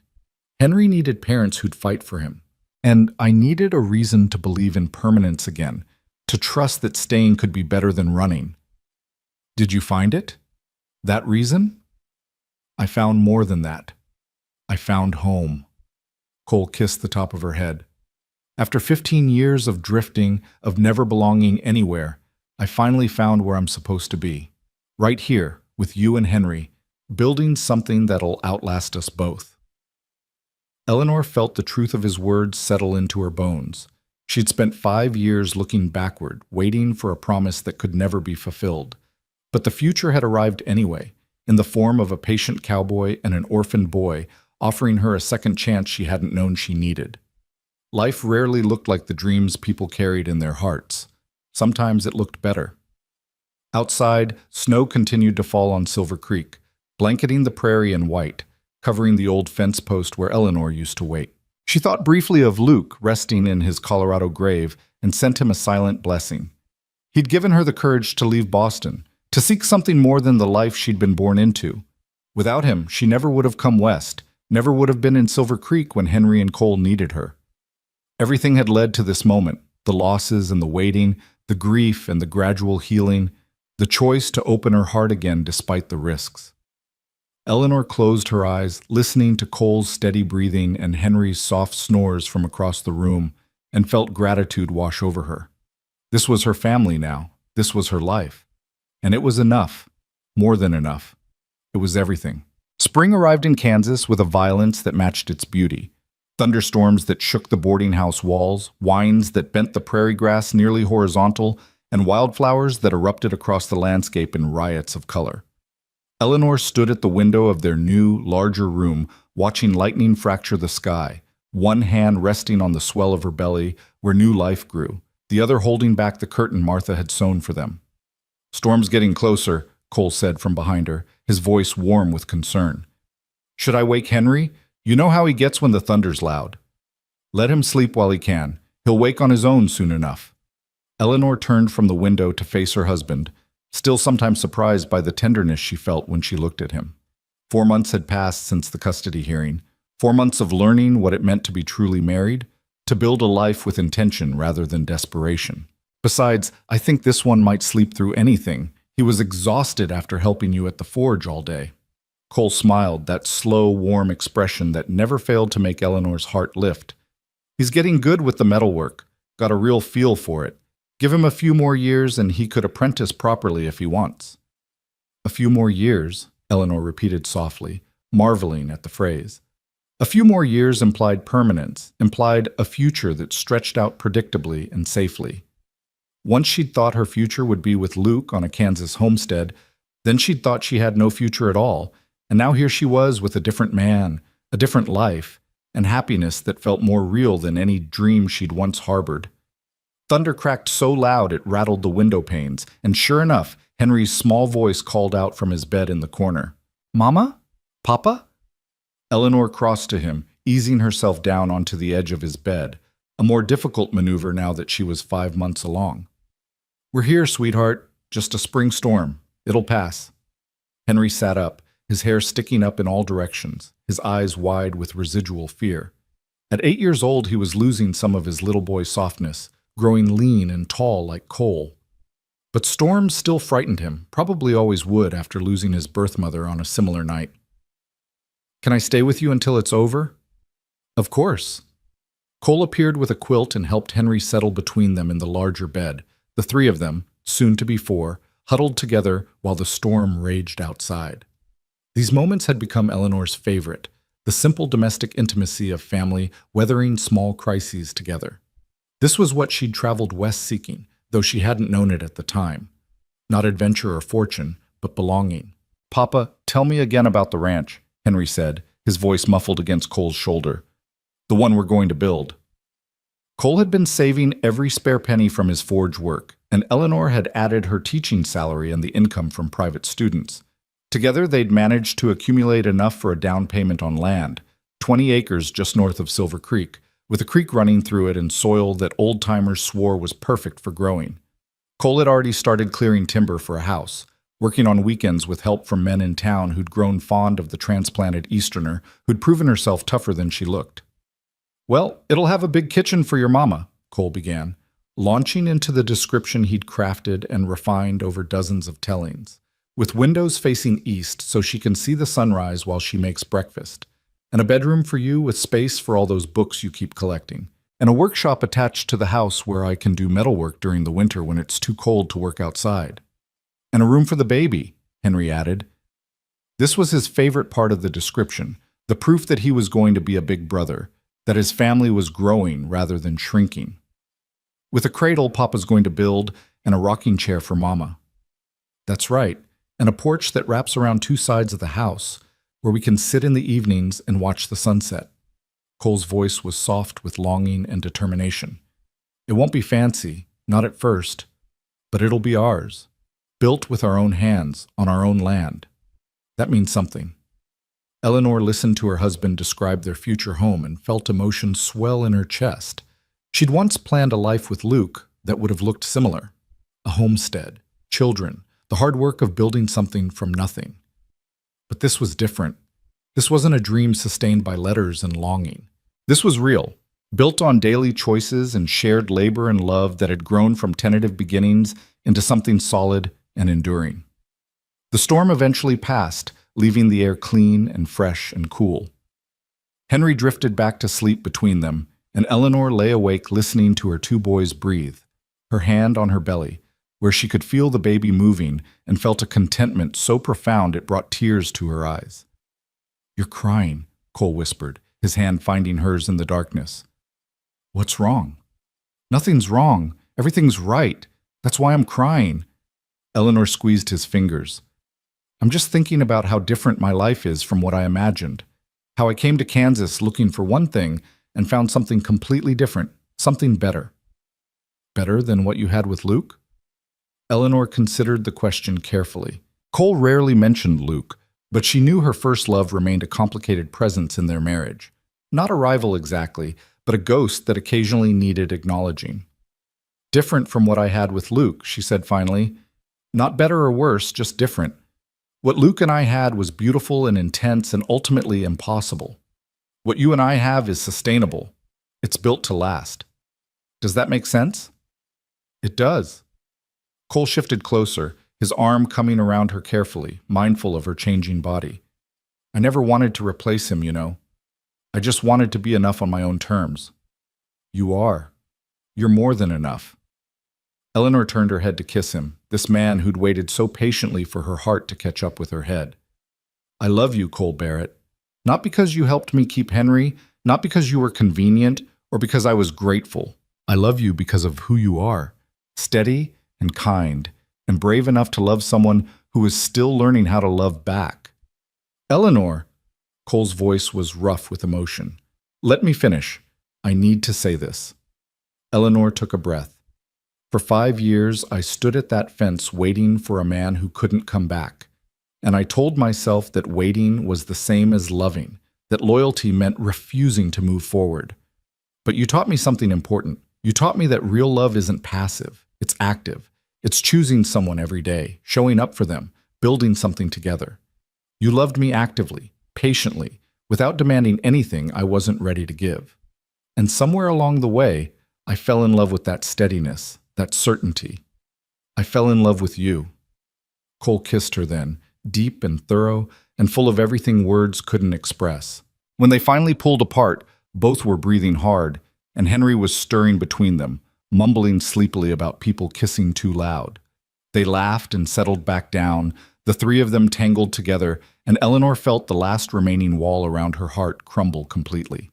She was done protecting herself from loss, done holding back pieces of herself in case the worst happened. She was all in now, fully committed to this life and this family, and this man who'd proven himself worthy of her trust. The next few months passed in a blur of activity. Cole worked on the house whenever he could spare time from the forge, and on weekends the whole town seemed to turn out to help. Walls went up, a roof was raised, windows were fitted into frames. Eleanor taught through the end of the school year, her belly growing larger until the students started taking bets on whether the baby would arrive before summer vacation.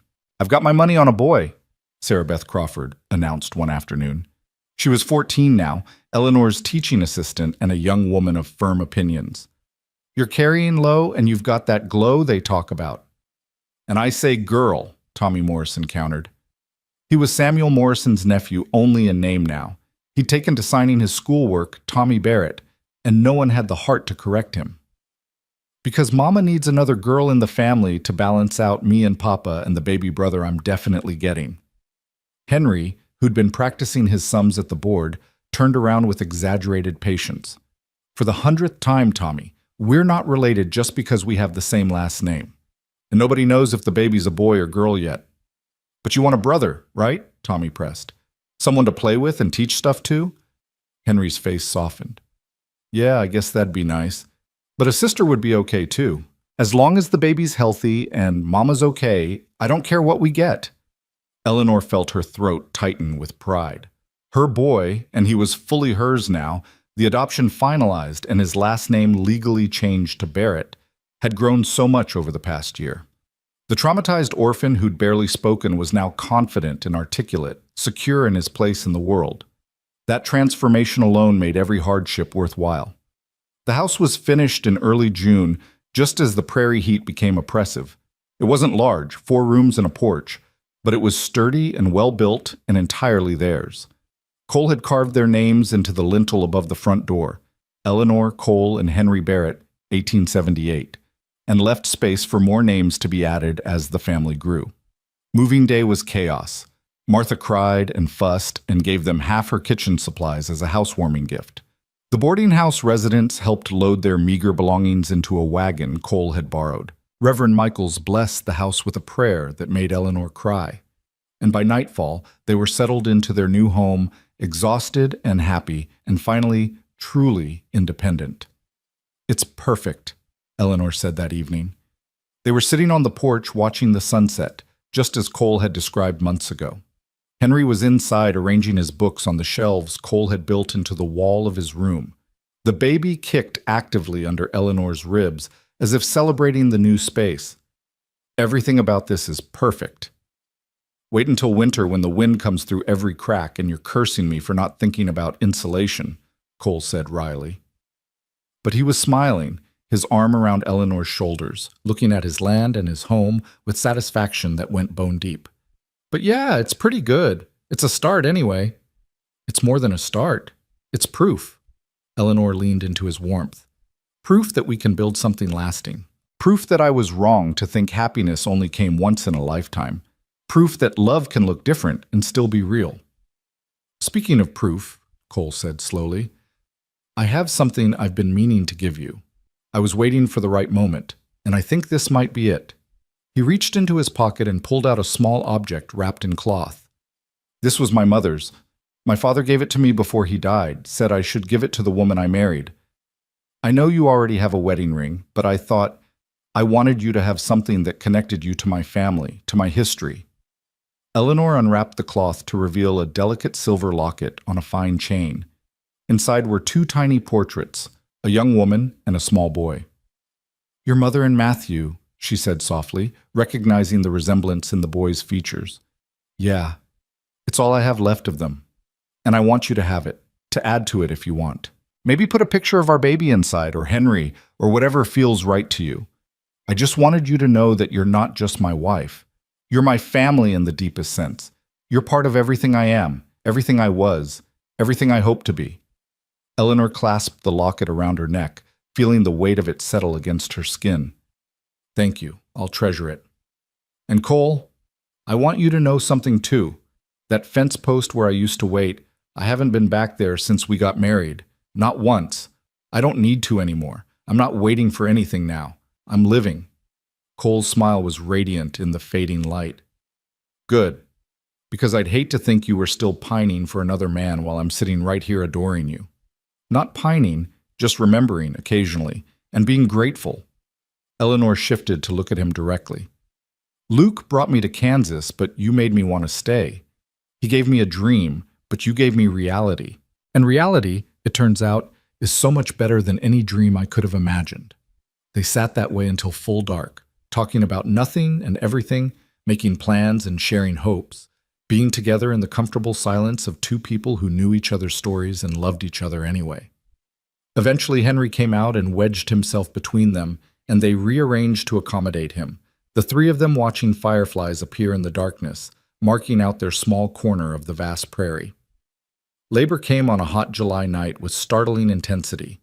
Eleanor woke to cramping pain and her water breaking, soaking the sheets before she could fully process what was happening. Cole, who'd been sleeping lightly these past weeks, was up immediately, lighting lamps and helping Eleanor into the rocking chair while he sent Henry running to town for the midwife. "It's too soon," Eleanor gasped between contractions. "The baby isn't due for another 3 weeks." "Babies come when they're ready, not when we expect them," Cole said with a calmness he clearly didn't feel. His hands shook as he helped Eleanor out of her wet nightgown and into a clean one, as he boiled water and gathered the supplies the midwife had told them to prepare. "Just breathe. Henry will be back with Mrs. Anderson soon. She's delivered half the babies in Silver Creek." "You're in good hands." But the contractions were coming hard and fast, and Eleanor felt fear spike through the pain. Something was different about this labor, something urgent and almost violent in how quickly it was progressing. "Cole, I don't think we have time to wait for the midwife." Cole's face went pale. "Eleanor, I don't know how to." "You're going to have to figure it out." Eleanor gripped his hand so hard her knuckles went white. "This baby is coming now. I can feel it." What followed was simultaneously the longest and shortest hour of Eleanor's life. Cole, forced by necessity into the role of midwife, did his best to remember everything Mrs. Anderson had told them during her prenatal visits. Eleanor pushed and screamed and cursed and prayed, and Cole stayed with her through all of it, his steady presence the only thing keeping her tethered to sanity as pain threatened to drown her.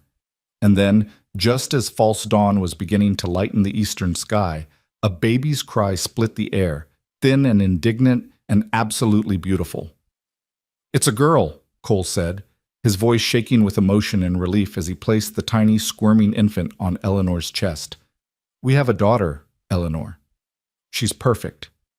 She's absolutely perfect."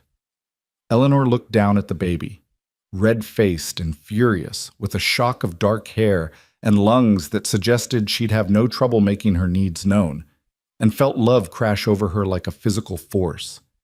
This was her daughter. Hers and Cole's. Proof of their love, evidence of their future. A new chapter in a story she'd once thought was already written. Mrs. Anderson arrived 20 minutes later with Henry in tow, both of them breathless from running.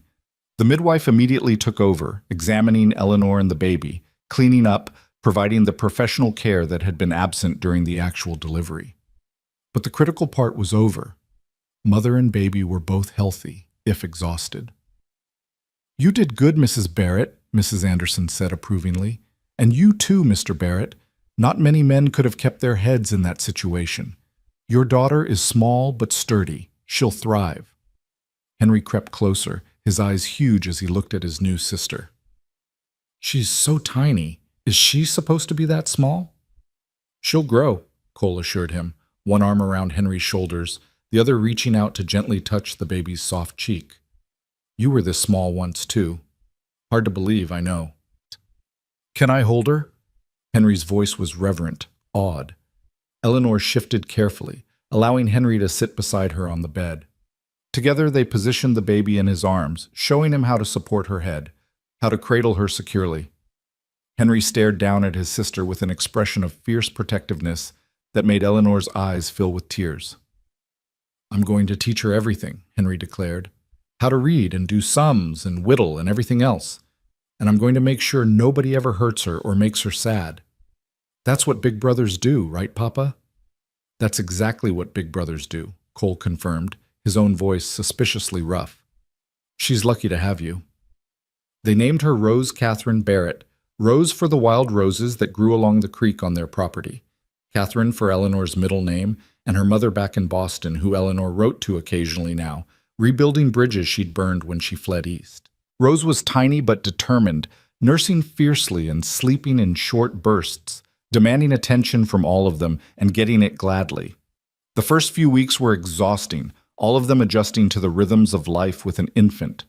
Eleanor, who'd worried about her ability to mother a newborn after coming to Henry when he was already 7, discovered that maternal instinct needed no prior experience.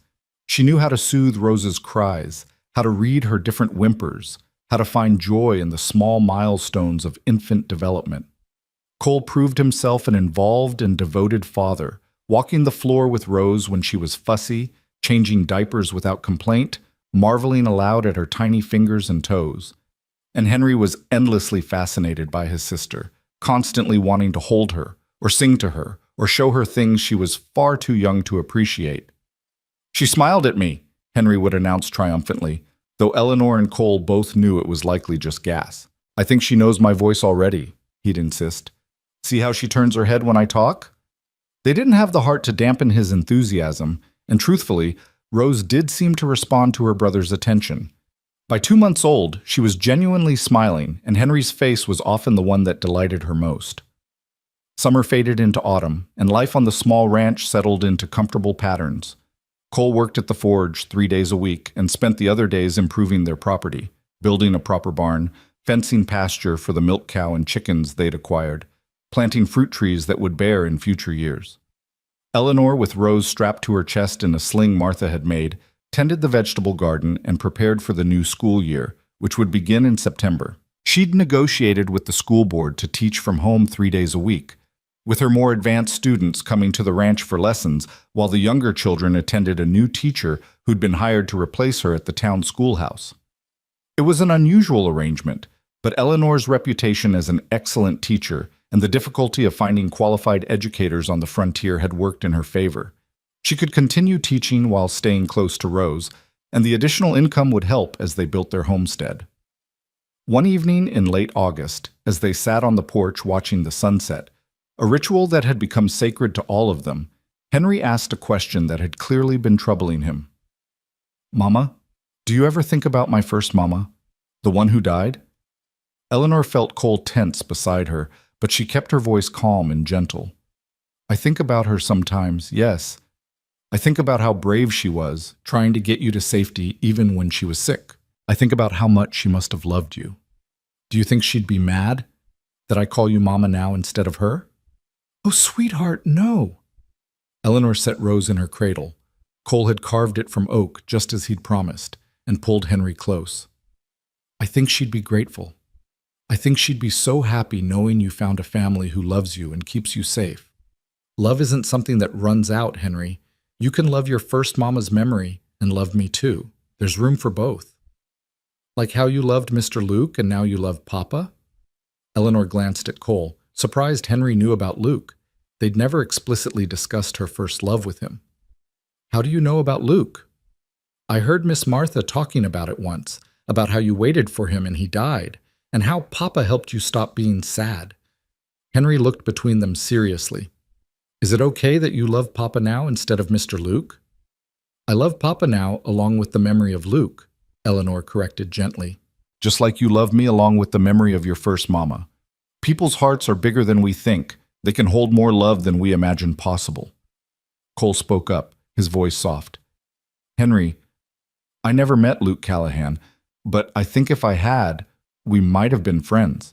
Because he loved your mama enough to want her to be happy, even if he couldn't be the one to make her happy.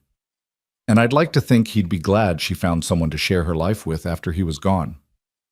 Henry considered this, his face scrunched in concentration. "So it's okay to love new people even when you still miss old people?" "It's not just okay," Eleanor said. "It's what we're supposed to do. The people we lose would want us to keep loving, keep living, keep opening our hearts even when it's scary. That's how we honor their memory, by not letting loss make us stop living." "Then I'm going to remember my first mama and love you and Papa and Rose all together," Henry declared, "because that's what big hearts do." After he went to bed that night, Eleanor stood at the cradle watching Rose sleep, her tiny fists curled beside her face, her expression peaceful in the lamplight. Cole came up behind her, wrapping his arms around her waist, resting his chin on her shoulder. "That was a good conversation," he said quietly. "Important." He needed to hear it. We all needed to hear it, I think. Eleanor leaned back against Cole's chest. "I spent so long thinking that loving you meant betraying Luke. But Henry's right. Hearts are bigger than we think. There's room for all of it, the grief and the joy, the past and the present, the people we've lost and the people we've found." "Do you still miss him, Luke?" Eleanor thought about it honestly. "Sometimes. Mostly I miss who I was when I was with him, young and certain and full of dreams that seemed so simple then, but I don't wish things had turned out differently. If Luke had lived, if I'd built a life with him, I wouldn't have Henry. I wouldn't have Rose. I wouldn't have you. And I can't imagine my life without any of you now. Even though this isn't the life you planned? Especially because this isn't the life I planned. Eleanor turned in his arms to face him. The life I planned was based on a girl's dreams and a boy's promises. This life is based on real people making real choices. It's messier and harder and more complicated than anything I imagined, but it's also richer and deeper and more beautiful. I wouldn't trade it for anything. Cole kissed her then, tender and thorough, and Eleanor kissed him back with all the love she'd learned to feel, all the trust she'd learned to give. When they finally pulled apart, Rose was stirring, making the soft grunting sounds that preceded her demands for feeding. "I'll get her," Cole said, moving to lift the baby from her cradle. "You've been up since dawn. Sit down. Rest a minute." Eleanor watched her husband walk their daughter around the room, bouncing gently, murmuring nonsense in the voice he reserved for babies, and felt profound gratitude for this life she'd stumbled into.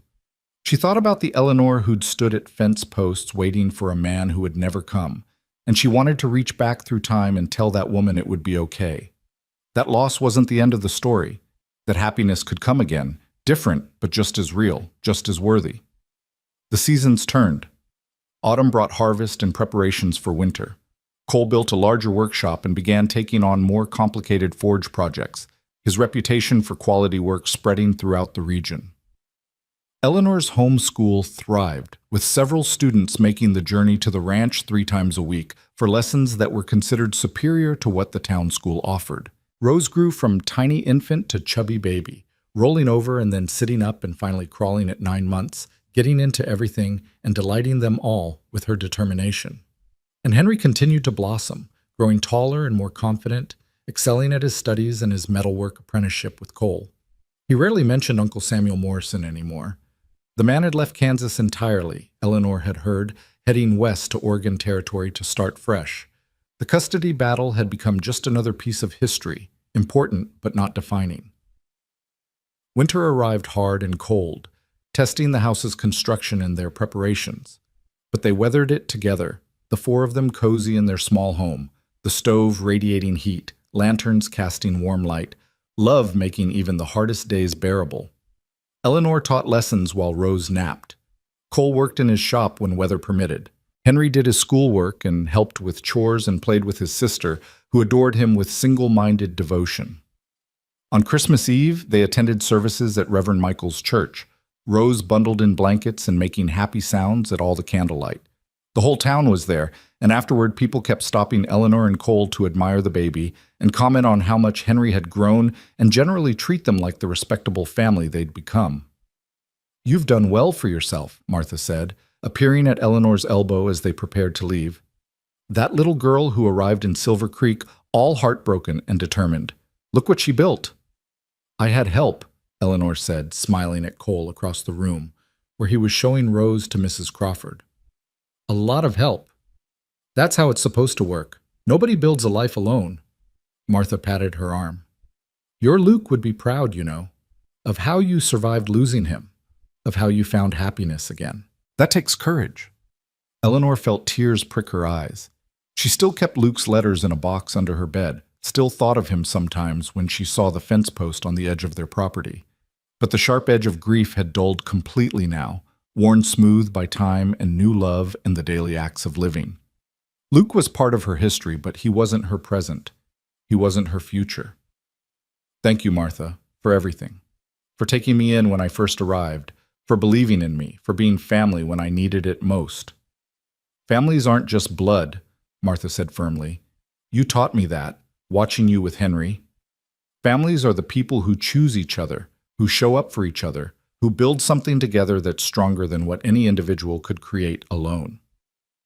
That night, after Henry was asleep and Rose was in her cradle, Eleanor and Cole stood on their porch, looking out at their land covered in fresh snow. The fence post was visible in the moonlight, a dark silhouette against the white landscape. "I should probably pull that post up," Cole said quietly. "Use the wood for something else. It serves no purpose anymore." No, Eleanor said quickly. Leave it. It's a reminder. Of what? Of where I was and how far I've come. Of the woman who waited and the woman I became. Of the fact that sometimes we have to lose one dream to find a better one. Eleanor took Cole's hand. Besides, maybe someday Henry or Rose will ask about it, and we can tell them the whole story. About Luke and the waiting and how you came riding into town and changed everything. That's a long story. We've got time. Eleanor squeezed his hand. We've got all the time in the world. Cole pulled her close, wrapping his arms around her, and they stood that way in the cold winter night, two people who'd found each other against impossible odds, who'd built something real and lasting from the ruins of loss and the courage of hope. I love you, Cole said into her hair. I'll never get tired of saying that. Good, because I'll never get tired of hearing it. Eleanor tilted her face up for a kiss. I love you too, so much more than I ever thought I could love again. Inside, Rose started crying, her hungry cry, impossible to ignore. They laughed and went inside together, returning to the warm circle of lamplight and family, to the ordinary miracles of feeding babies and stoking fires and being together. The fence post stood alone on the edge of their property, marking the spot where Eleanor had once waited for a future that would never arrive. But that woman was gone now, transformed by grief and love, and the courage it took to choose life over waiting. In her place was someone stronger, wiser, more complete, a woman who'd learned that happy endings rarely looked like the ones you imagined, but that didn't make them any less real. Eleanor Price Barrett was done waiting. She was living fully, loving deeply, building a legacy that would outlast her. And every evening when the sun set over their small ranch, painting the Kansas sky in shades of gold and crimson, she stood on her porch with her husband beside her and her children safe inside and felt grateful for the journey that had brought her here. The prairie wind still whispered secrets as it always had, but Eleanor wasn't listening for messages from the past anymore. She was too busy creating the present, building the future, loving the family that had become her home. And in the spring, when wildflowers bloomed across their land in riots of color, Cole did something Eleanor would treasure forever. He built a small bench beside the old fence post with a brass plaque that read, "For Eleanor, who waited with hope and found love in unexpected places." She cried when she saw it, and Cole held her while she wept for the girl she'd been and the woman she'd become and the grace that had carried her from one to the other. And then they sat on that bench together, watching their children play in the prairie grass, and talked about the dreams they were building together. The larger house they'd add to in a few years, the horses Cole wanted to raise, the school Eleanor hoped to establish that would serve the growing community, the family that would expand and change, but always remain rooted in the choice they'd made to love each other. That fence post and its bench became a landmark on their property, a place where Eleanor would sit when she needed to think or remember or simply breathe. Sometimes she'd read Luke's old letters there, honoring the memory of what had been. But more often she'd sit with Cole or watch Henry teach Rose to identify prairie flowers, or simply absorb the peace of knowing she was exactly where she belonged. Years later, when Rose was old enough to ask questions and Henry was nearly grown, they would gather at that fence post and Eleanor would tell them the whole story. About Luke and the waiting, about Cole's patience and Henry's arrival, about custody battles and unexpected love, and the way life never turned out quite like you planned, but sometimes turned out better. "So the fence post is where it all started?" Rose would ask, her dark eyes, so like Cole's, wide with interest. "No," Eleanor would say, pulling her daughter close. "The fence post is where the waiting ended and the living began. That's much more important." And Cole would smile at her across the children's heads, that warm, steady smile that had become as familiar as breathing, and Eleanor would smile back, grateful beyond words for the journey that had brought her from heartbreak to wholeness, from waiting to living, from lost to found. The prairie stretched endlessly before them, just as it always had. But Eleanor Barrett wasn't looking at the horizon anymore, searching for something that would never arrive. She was looking at the life surrounding her, messy and real and more beautiful than any dream, and finding it exactly enough. She was home. Finally, truly, completely home. And she would never stand at fences waiting again.